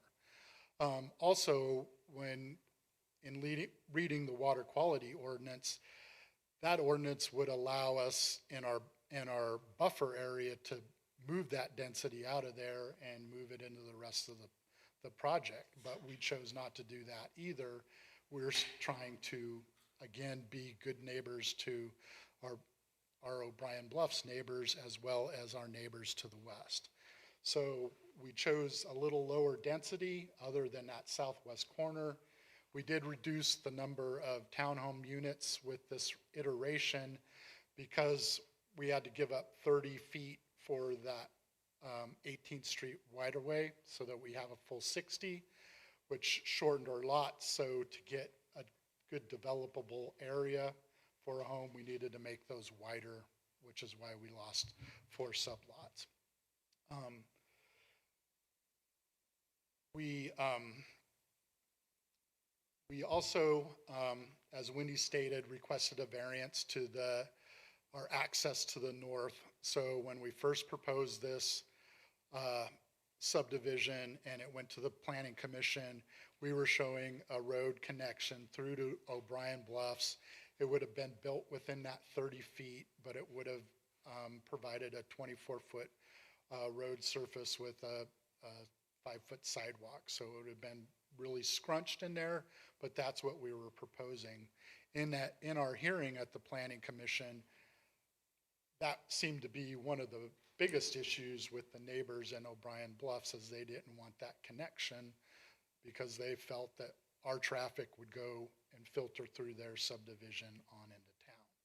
So we worked with staff, we worked with Travis at Fire, we worked with Public Works, and we worked with planning, and we came up with that plan for the Hammerhead turnaround and basically it being a temporary fix so that if the property to the north of us ever developed in the future, then there would be the full, they would give their 30 feet, so there would be a full 60 feet, and then those neighborhoods could be linked through a street system.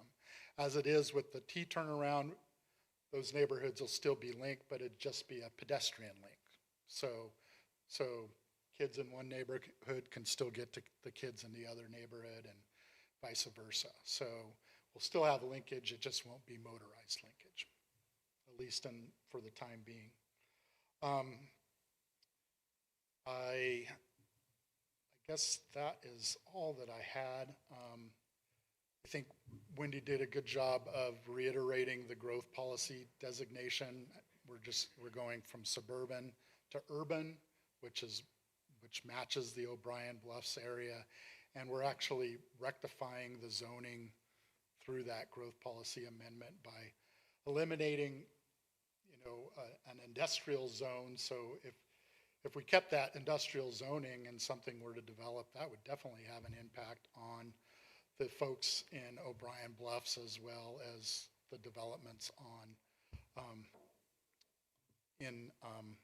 around the Emergency Services Center. So staff, I think, did a really good job reviewing that. And I'd be happy to answer any questions. And we have our engineer here as well if you have engineering questions. Thanks, Eric. Frank? Eric, if I'm reading this correctly, you've got a road that runs along essentially the west side of the property. Is there going to be any buffer or retention of trees on the west side of the property along that drive?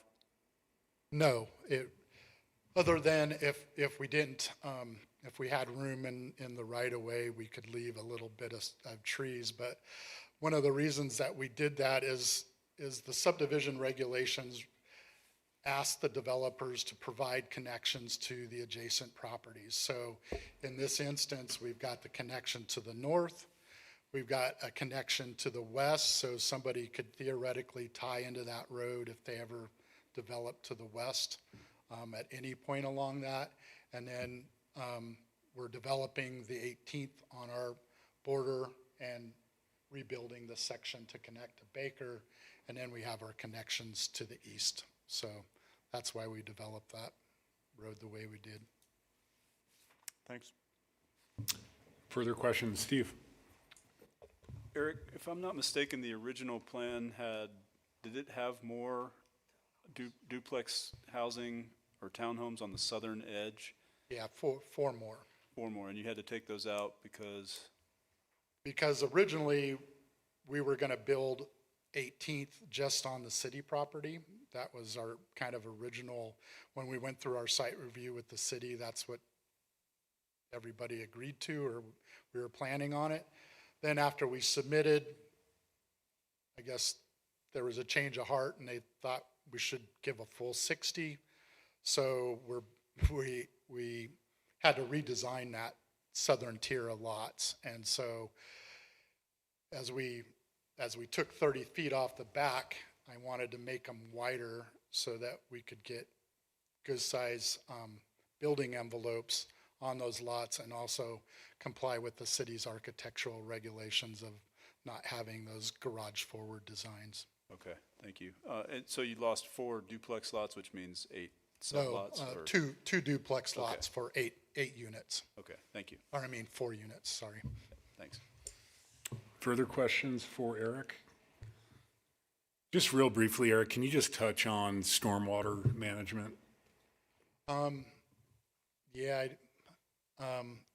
So actually Kevin can probably address that better, but we have a stormwater plan where we're collecting stormwater and then taking it to pre-treatment ponds that would be on the outskirts of our park, outside of the wetlands. And in the packet there should be a stormwater design plan that kind of shows that.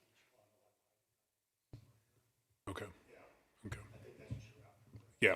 Yep. Okay. Thanks, Kevin. Yep. Thanks, Eric. Public comment this evening.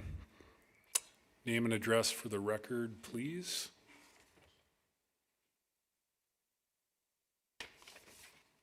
Good evening, Mayor and Council. I'm Doug Sideris, and I'm actually one of the owners and part of the development team. I want to give you a little history on this piece of property here. This piece of property was owned by the Quorum family. They've had it since the late 60s, and they've been stewards of this land for all those years. They did come to the city or to, let me look here for a moment in my notes. I apologize. To TPL, to the Trust for Public Lands. They came to them and offered 5 acres of this property to them as a parkland, free of charge, a few years ago. And unfortunately, there's 3 partners in this, Floyd and his sister Gail and Sherman. And Floyd would be here tonight. Unfortunately, Sherman had his aorta bust, and they're in ICU tonight, and Floyd would have been here to speak in favor of this project. One of his sons is here tonight, and any questions they could answer about the past history, he can certainly answer. But they've been stewards of this land for years and years and years. Since the late 60s, it was a gift from his father to the 3 siblings. They took it over here in 2010 after the passing of his parents, their parents. Floyd has been a lifelong resident of the valley here. He's seen many changes in the valley, but he's pretty particular as an environmentalist. He's been a logger, which he considers to be one of the most supreme environmentalists in the country right now.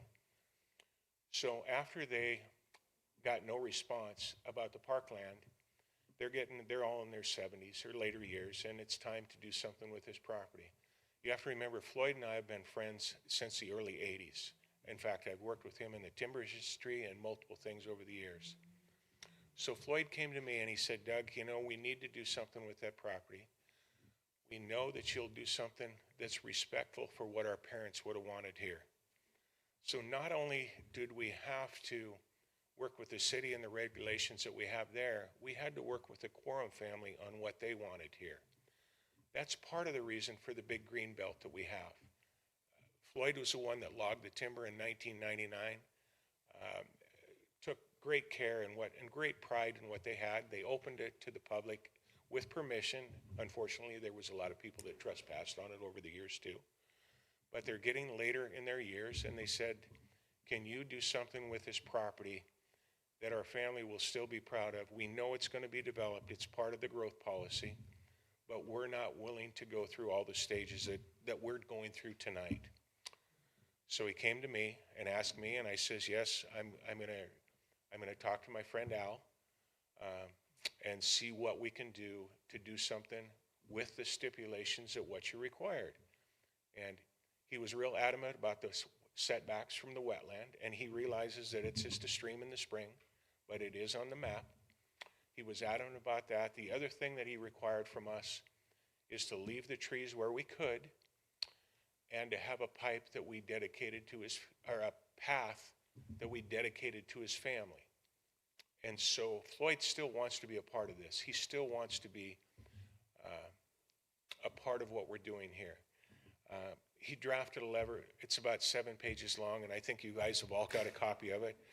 He's got some objections to some things that have happened in the city as you read it. You may chuckle, you may not, but this is who I had to deal with. He had objections to some things, but he was adamant that I do something that his family would be proud of. A little history on my family. My family's been here since the early 1900s. Our family is still in the valley. We've grown up here. We've raised our families here. We've been part of the business community, as long with the Schillinger family, which is well known here in Whitefish, obviously. They've created jobs. They've created big donations to charities. We've contributed to the 4-H sales and every children's and football game and every team imaginable in the valley we've been a part of over the years. We're not going anywhere. When we propose this, we know our name's going to be tied to it. We're not going to do something that's going to disgrace our families and the past that we've had and the reputation that we have. So along with Floyd and along with the conditions that the city has imposed on us, we feel good about the project that we've proposed to you folks tonight. We're going to continue to be good stewards of the property. We're going to do a great job of what we do. Obviously, The connection into Sawtooth we didn't want to go that way to start with because we got huge objections from our neighbors up there. You know, and some of those people are actually friends of ours and the Schillinger family. They said, can you do something else? So we went to Wendy, we went to Eric, can we do something with this Sawtooth connection? Because O'Brien is actually a difficult neighborhood to get through. You know, we've got deep ditches and not sidewalks where we need. So can we build a turnaround? Can we do something that's in compliance with the fire department and still make our neighbors happy? So that's where the variance for this came about. 18th Street. Schillinger is obviously a construction company. They're a highway and road department. They're good at what they do. We're going to use every bit of that right-of-way we have to make the best road section that we possibly can. We gave up 30 feet on the south side, and that was the reason for those lots being changed. We originally had more lots there. You take 30 feet off of the back of them, they're not a building lot. So rather than redesign our whole subdivision, we took some lots away, and we feel that we have something that's usable. We could have went to all single-family lots and reduce that, but we wanted to give another option for the people here in Whitefish. We feel a townhouse is more affordable than a single-family lot. So we're trying to make an effort that we can work with the community and still be able to make a project that we feel comfortable with. So that's kind of where we stand here, and I hope for your approval tonight. Thank you. Thank you, Doug. Public comment this evening? Cameron.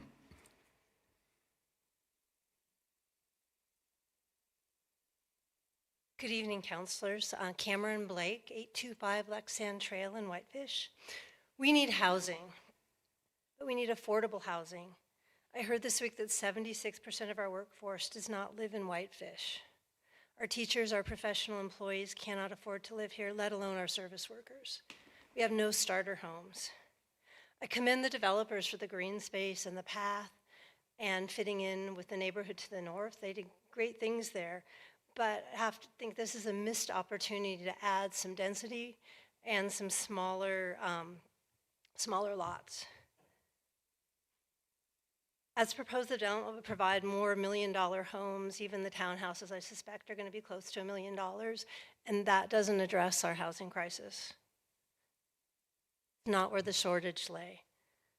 A creative plan with higher density W4 zoning in the southeast corner, you could preserve the 10,000 square foot lots up against O'Brien Bluffs. You could preserve all the open space and those bigger lots to the west, but add some density in part of it. You know, what about some 8-plex lots or some 4-plex lots? Small lots, you know, like Trail View, patio home lots. There's a huge opportunity here.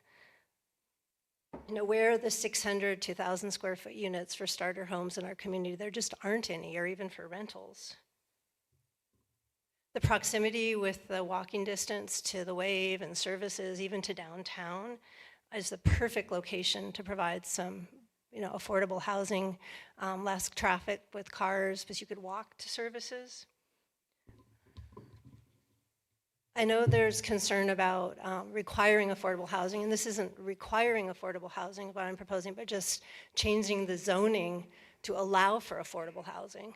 If the zoning were that WR4, there could be housing that's affordable. As proposed, I don't believe the development meets the standards set forth in our current growth policy. The current growth policy addresses general welfare and notes the importance of affordable housing for school teachers, firemen, restaurant workers, and other service people. I urge you to deny the map amendment, rezone, and preliminary plat. And thank you for your time and all you do. I know how many hours you put in. Thanks, Cameron. As proposed, I don't believe the development meets the standards. You're listening to Tom Bonnie. I feel like an echo. I was just listening to the same thing. Yeah. Housing for school teachers, firemen, restaurant. Thanks, Michelle. Public testimony, Richard?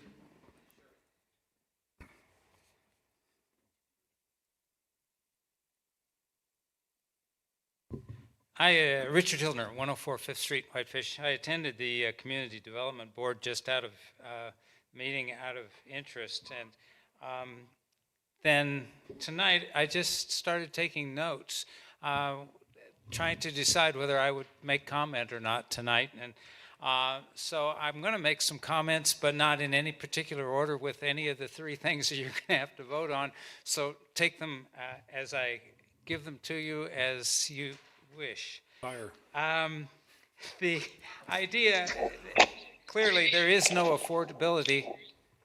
Do I have competition here? There is no affordability in any of this development, and without affordability, we'll end up with another development that, if it fits the rest of Whitefish, will be empty 40% of the time.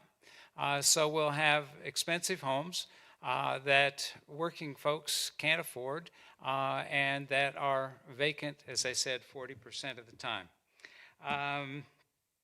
The snow removal at the emergency gate, I heard, was the responsibility of the HOA. I would have both eyes wide open on that. Who's going to make sure that, in fact, that stays open in the wintertime for the fire department? I suspect the fire department's not going to wander up there and check on it on a regular basis, and whether or not you can actually get the HOA to maintain the snow-free gate. And the idea that, well, maybe, and I think it was almost verbatim, someday, maybe that will go through. Someday, we don't know when that is, and I worry that it might be a forever T gate.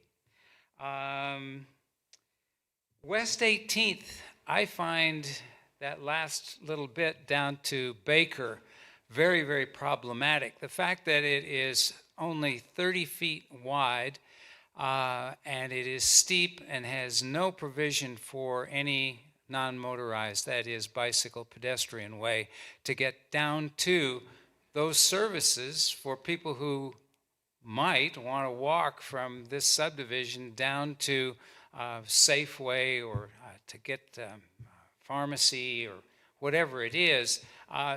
And if you then have children riding their bicycles and tricycles and striders down that narrow strip of street, paved, and can they get stopped, in fact, when they get to Baker? So that traffic hazard bothers me considerably. The park dedication is really nice. It's very generous, but I don't think there was a whole lot of opportunity to do other than call it parkland because it's wetland. So it seems a little disingenuous to me. And I think that you need to really strongly condition the setbacks along the wetland so that, in fact, they are preserved as wetlands and not fertilized and mowed right down to the edge. Thanks, Richard. Who's next?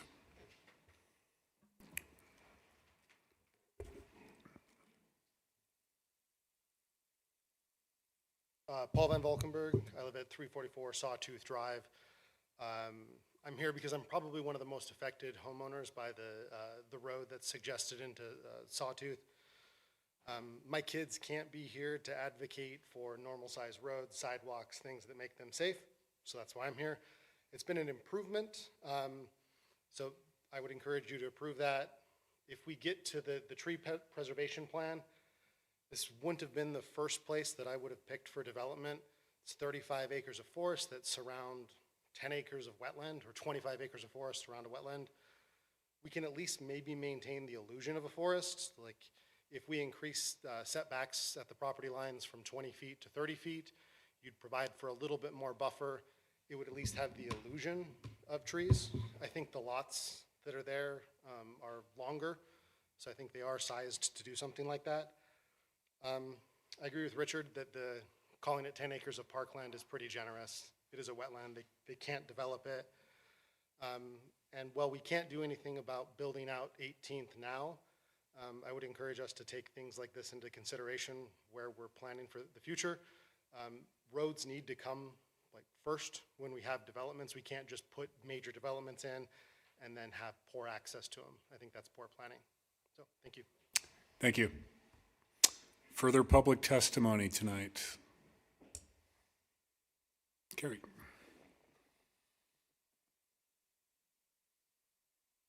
Hello, Kerry Crittenden, West 9th Street. I share a boundary with this application. First, I'd like to thank you guys for all your work. It's high time you were getting paid for it. You are the watchdogs of our community. Thanks. You've done a good job. We're a better community for your efforts. Planning staff, sit back at you, same thing, same thing. When these guys came to the planning board the first time, the planning board had some concerns, neighbors had some concerns about streets, traffic, etc. These guys took it back, looked at it, made what changes they were able to. They put in the bike path, that's a good thing.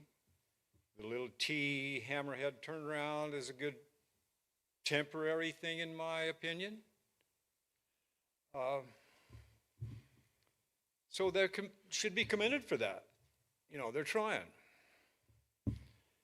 I know that you can't bring up affordable housing in this meeting, but I can. And you can't consider affordable housing as a condition for approval of this application. That's state law. Is that correct? And it's also true that there's nothing that requires you to grant these zoning changes. Is that correct? Try to refrain from Maybe. Q&A between staff, and if you don't mind, got Gary. the same nod. Yeah. I love those. You've been up here. Just to remind you. You know, a lot of towns, resort towns, western towns that have amenity-based migration, experiencing the growth that our town's experiencing, they're really struggling with trying to find ways to balance regulations, property rights, and quality of life in the community. They're trying everything. Moratorium on building permits, not working. Moratorium on real estate sales, not working. You know, I don't envy you the job, but something in there's got to be some sort of balance. So you're not compelled to do that. What else is amenity-based migration? I'm glad they put in that bike path, but I don't know. You are, however, if you can't consider affordable housing, you can talk about sharing the burden. Subdivisions create a burden. You get a big uptick in tax money at first. In the long run, they are a burden on the community. You can talk about that. You can talk about that burden. You can mention it as a burden. You can ask developers, are you helping bear the burden? That's the only way, the only way we can discuss what's really important here, in my opinion, is how is this project going to affect the quality of life in our community? That's my biggest concern.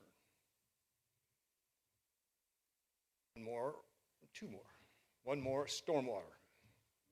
It says in the blurb I read there that the homeowners association will deal with all drainage. Please don't let them do that. Homeowners associations aren't going to do that. They're not going to get it done. The first application, the stormwater plan, was all water will go to the swale, period. That's the stormwater plan, one sentence. I know it's premature, but I'm just going to encourage city staff. I'm going to encourage you guys. I'm going to encourage city engineers. Come up with a stormwater plan. Looks good on paper. Works in the field. Enough said. I'd be in the city if I could afford it. My place is a small lot. I couldn't afford to move it into the city. You'd tax me out. I know that when the market's hot, the Bottom feeders get forced out. That's me. It's going to be hard. I've been on that pace for 45 years. I got trees there that are dying of old age that I planted. So am I.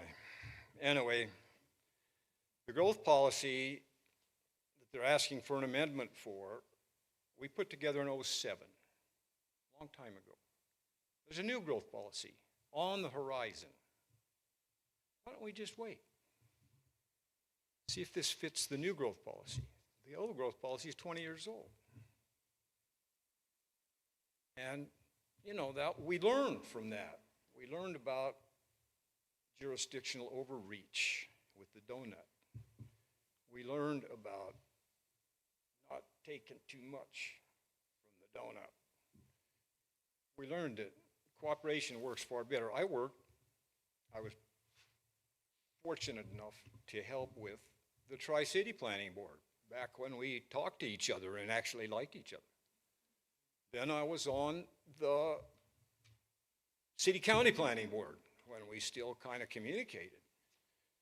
But now I'm rambling on. Thank you for your time. Thanks, Gary. Further public comment this evening?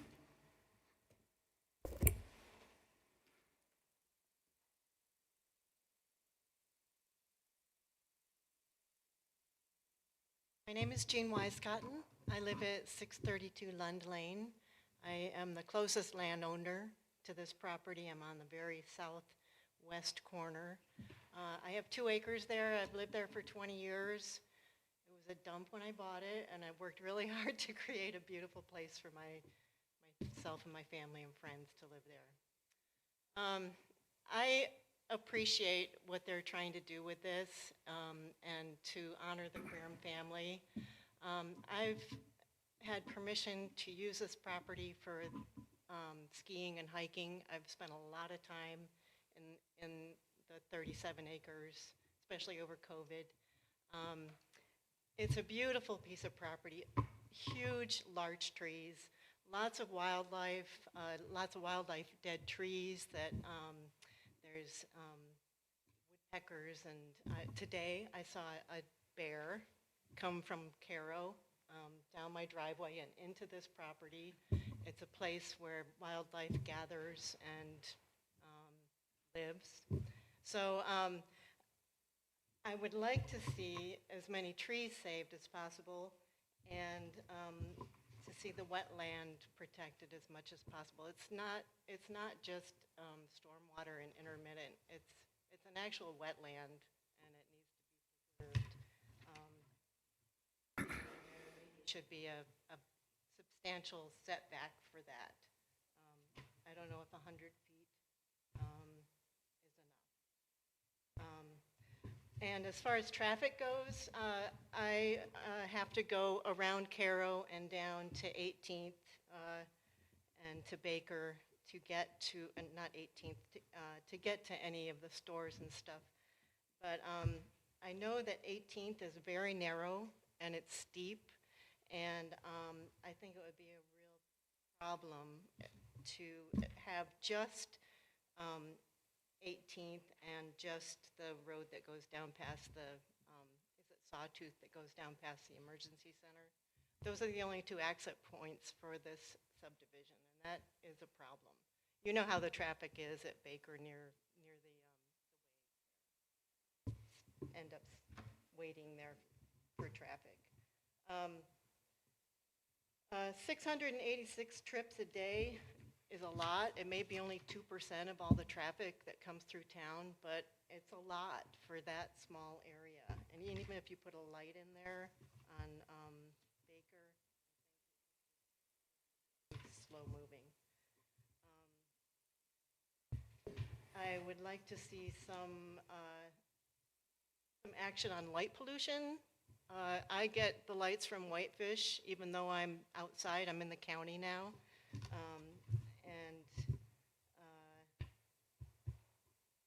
Also to address having Lund Lane turned into access from Caro to 18th and to Baker. you'd be going through that big wetland to get to Lund Lane, and then to get, it's wet in there. The whole drainage comes down in the spring. The whole hillside drains down into Lund Lane. It's a wetland. My driveway's a wetland. I love this piece of property. I've lived there a long time. I have 2 acres. My neighbors have 2.5 acres, and then there's another 7.5 acres. So it's not, 10,000 acre lots that are adjacent to this property to the west. They're large lots, and it really would change the character of the whole neighborhood between Caro and this property. So I'm really concerned about the density and the amount of, that there's no low-income housing there. And the old trees that are wildlife trees, I would really love to see them protected as much as possible. And if you could go walk the property and take a look at it, you would be really impressed with how beautiful it is and that it should be saved as much as possible. So thank you very much. Thank you very much. Thank you. Further public testimony from the audience? Michelle, anyone online? I'm going to go ahead and close the public hearing and turn it back to the council. Just as a reminder, I would entertain 3 separate motions. We'll start first with the growth policy amendment to the future land use designation. Let's start there. Mr. Mayor, I move to approve Whitefish Growth Policy Amendment 2420, is it? And the original finding of fact as they were recommended initially by the staff. Is there a second to the motion? Seconded by Councillor Quinnell. Further discussion? Yes, I'd like to talk to this. First of all, Let's keep it specific to the growth policy. Okay. So to the growth policy, I checked that it's been amended when we felt that it was obsoleted. Case in point, the snow lot, parking lot. The process of the Community Development Board that I normally respect and support. This time it was a 4-2-2, and I call it a mistrial because of how it came to be. I think leaving that area as it is, it's riskier and more potentially damaging to the community with the industrial zone or the non-zoning, non-definition that we're trying to do tonight than to move and homogenize that area within the growth policy to the surrounding areas. That's the reason for which I'm in favor. Thank you. Further discussion? Frank? I remind this council that when we agreed to annex this property, we made no promises to the developer as to what zoning we were going to put on it or what growth policy we might consider. I think it's important for us to consider whether or not, under these circumstances, given this proposal, whether we want to adopt a zone change or a growth policy change that will not give us what we need for this community, which includes some affordable housing.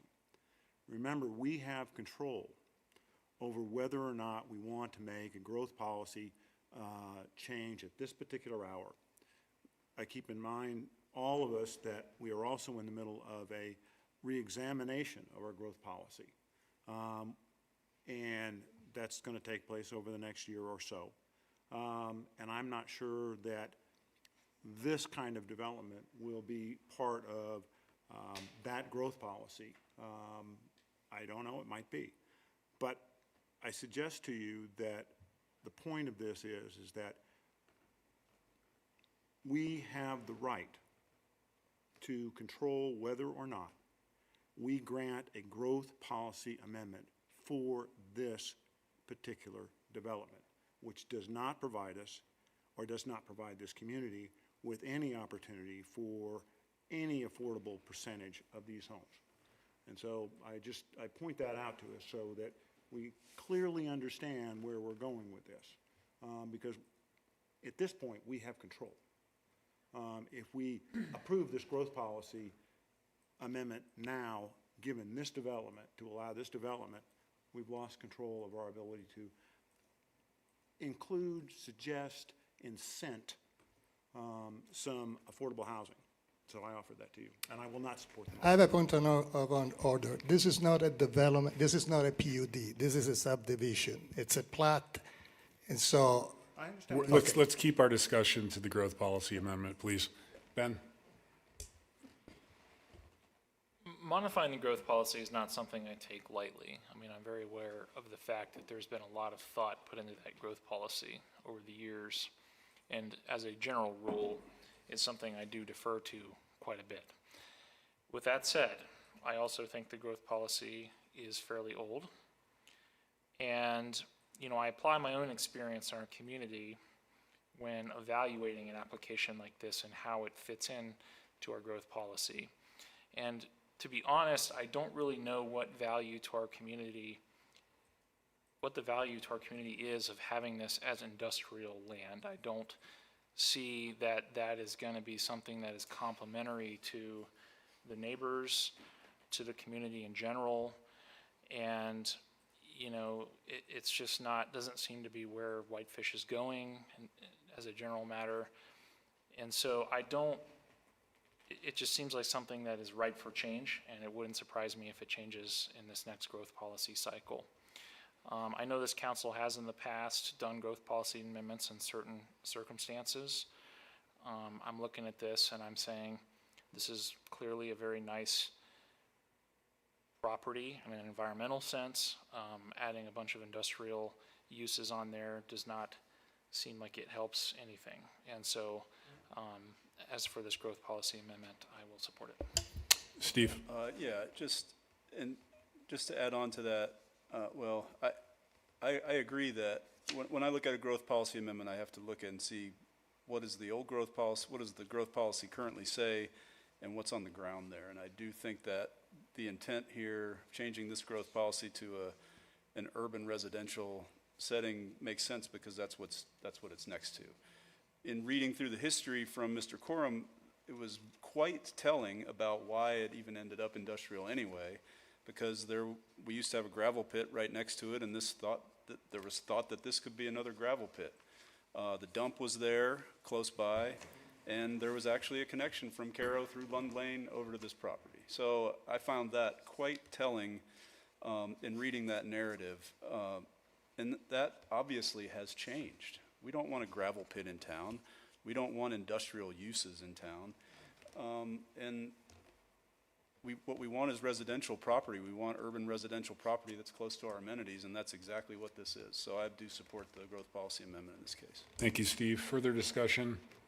All those in favor, please raise your hand.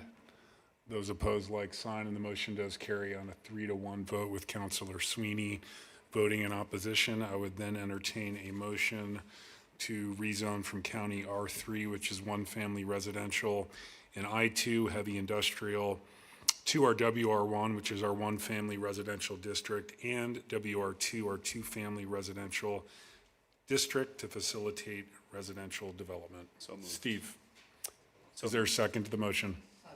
Seconded by Giuseppe. Yes. Would you like to speak to your motion, Steve? Yeah, I think it's clear we don't need industrial uses in that area, and I think R1 on the left half butts up nicely with the R3 county designation further to the west, and then R2, which is closer and more and accommodates what's going on in the surrounding areas, makes sense. Thank you, Steve. Further discussion? All those in favor, please raise your hand. Those opposed, like sign, and the motion does carry on a 3-1 vote with Councilor Sweeney voting in opposition, which brings us on to our final required motion, which would be the request for a preliminary plat to develop 34.06 acres located at Flathead Avenue, zoned R3 and County I2, which we just rezoned.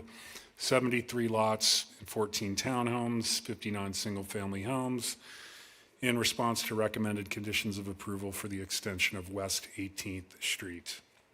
Giuseppe. Yes, Mr. Mayor, I move to approve, and I lost track, WPP 24 dash, help me, what? 2. two, and for the record, the original findings of fact as recommended by the Whitefish City staff as described. Is there a second to the motion? I'll second it. Seconded by Councillor Quinnell. If now would be the time to make an amendment, if you'd like, yes. Well, I was wanted to offer you the opportunity for the amendment that you wanted to make about the setback and the buffering, Yeah, buffer averaging. yep, absolutely. I don't know what you wanted, but I wanted. I can't make a motion, so. Oh, okay. Well, if you, But I would if you suggest could that- remind me of the friendly amendment that you wanted to make. I didn't quite totally understand it, but That I didn't think there's, it was a bad idea. to the effect of where wetland buffers exist on the platted lots, that those areas comply with the water quality ordinance, I think is what I was looking for. Just some assurance that the building envelopes are going to be outside of those buffers. Okay, so I would ask for a friendly amendment to make sure that the building envelopes are outside of the buffer, where they're encroaching on the buffer to average it out, that there are still no building envelopes within that buffer zone. Is there a second to the I'll friendly amendment? second that. What number would that be, Wendy, if you could help me? 21? So that'd be friendly amendment 21. Condition number 21. Condition, any comments on the condition? All those in favor, please raise your hand. Those opposed, like sign, and the motion does pass unanimously, adding condition number 21 regarding wetland setbacks. Further discussion from the council. Giuseppe? Yes, Mr. Mayor. I'd just like to address a couple of the concerns here. First of all, I would walk that property, but it's not my property. That's a private property, and the rules are in place. We just change some of them accordingly to what the whole city is doing. Affordability, let's talk about affordability. A developer has to go through putting money aside, buy the land, hiring engineers, go to the staff and work with the staff, and then subject themselves to a public hearing with the Community Development Board, where I invite you all to come and watch. It's very educational. Then they come to City Council, and still City Council can rule differently from where the expectations could have been. And I agree with Frank, no promises were made and no promises are being delivered.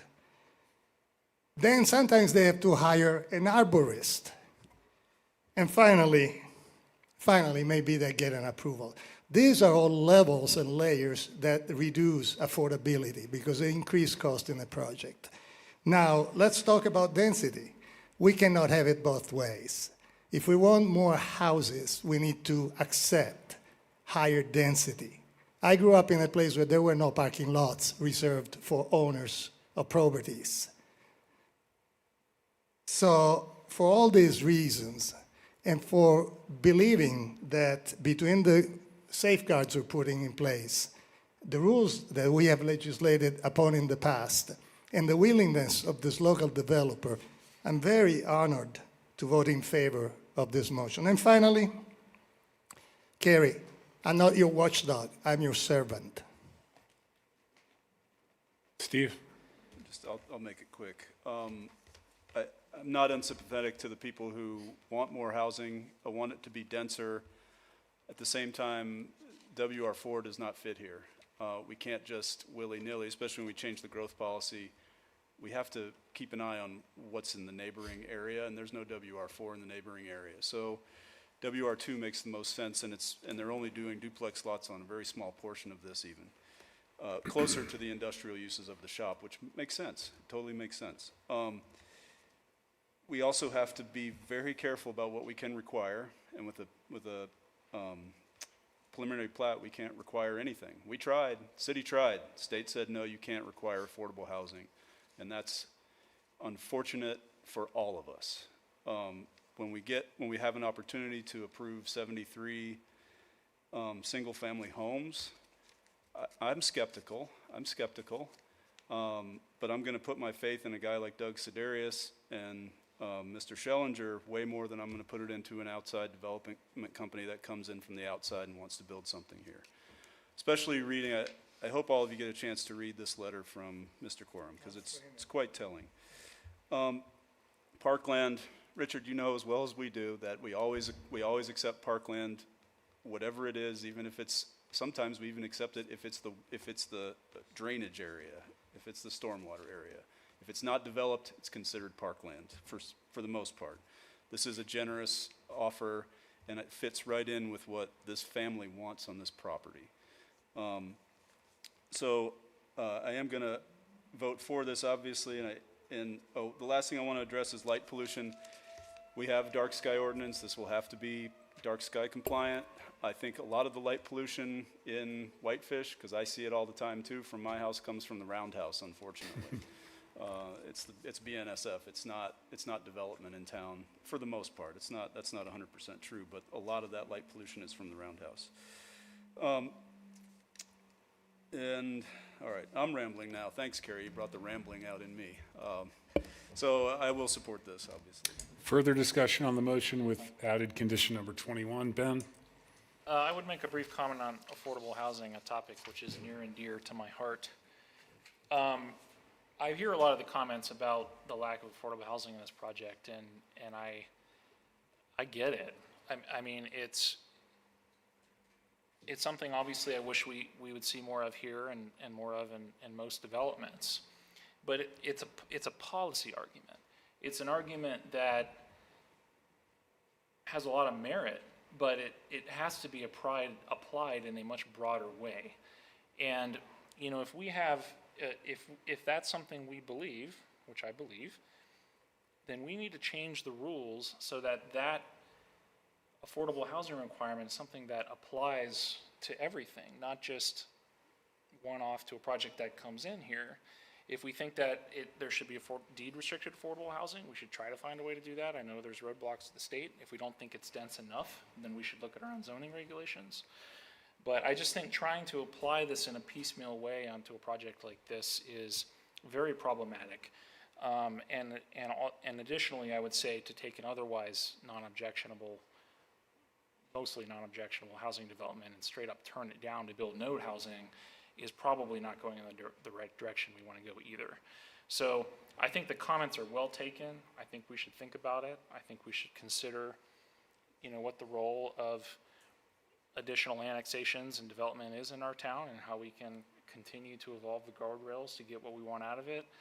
But I don't think that turning this project down in that way is something we can even really do right now. So I will be supporting the project, and I hope it turns out well for everybody. Thanks. Thank you, Ben. All those in favor of the motion, please raise your hand. Those opposed, like sign, and the motion does carry on a 3-to-1 vote with Councilor Sweeney voting in opposition. Thanks everyone for coming this evening. Appreciate your comments and the presentation from the applicant. Thank you. You have Dana's report enclosed with the packet. Any questions for Dana? Not seeing any, Dana. Anything additional to report on? I do have one item. Luke Sponable, one of his last tasks before he left the city, he applied for a grant with help from other staff for the Montana Community Reinvestment Act, and we received a $30,000 planning grant that will help support the costs for the water and sewer master plan updates. So thank you, Luke, wherever you are now, and to other staff for making that attempt to apply. Thank you, Dana. We'll move on to councilor comments. Giuseppe, would you like to start? I have no comment, Mr. Thank Mayor. you, sir. Thank you. Steve? I just want to give a final shout out to the newly graduated class of 2024 of Whitefish High School, of which we have at least two children of people sitting in this room tonight who graduated on Saturday, and I guess partied all night last night out in the woods somewhere in the pouring rain. So under the direction of maybe our police chief, maybe, who knows. Way to go, class of 2024. We'll miss you, and we look forward to following up with your accomplishments. Thanks, Steve. Frank? No comments this evening. Thank you, Frank. Ben? No comments. The only, Karen, I had a question. The Safe Streets kickoff meeting, when is that scheduled again? Let's see. Or could So you we e- have, oh, we you have do have it. so much going on right now, so let me just check, make You sure could I just got- email me tomorrow if you don't mind. Yes, so, it's good for everyone to know about this. Okay. Tomorrow, we have our community block party in which we are closing down, a block of Central Avenue to vehicles. And we've heard a lot of comments that people would like to see that permanently, but in any case, we're doing it from 5 to 7:30 during the farmer's market. And so come down, it's a bike and pedestrian event, and there'll be lots of tables with information, and then we have the task force meeting, which you are a part of, which is actually tomorrow from 1 to 3 in the afternoon. The task force. Okay. That's the first task force meeting. And then on Wednesday evening, we have our Safe Streets for All public open house. So that is where we're inviting everyone in town to come and provide us input on safety, transportation problem areas. And so everyone is invited to come to that, and our consultants from Helena are coming up. I believe here they probably arrived tonight, so they'll be here for all of this the next 2 days. And that might be, Thanks, Karen. that's about it. Thank you. Appreciate it. Dana, anything additional from staff? We are adjourned. Thanks.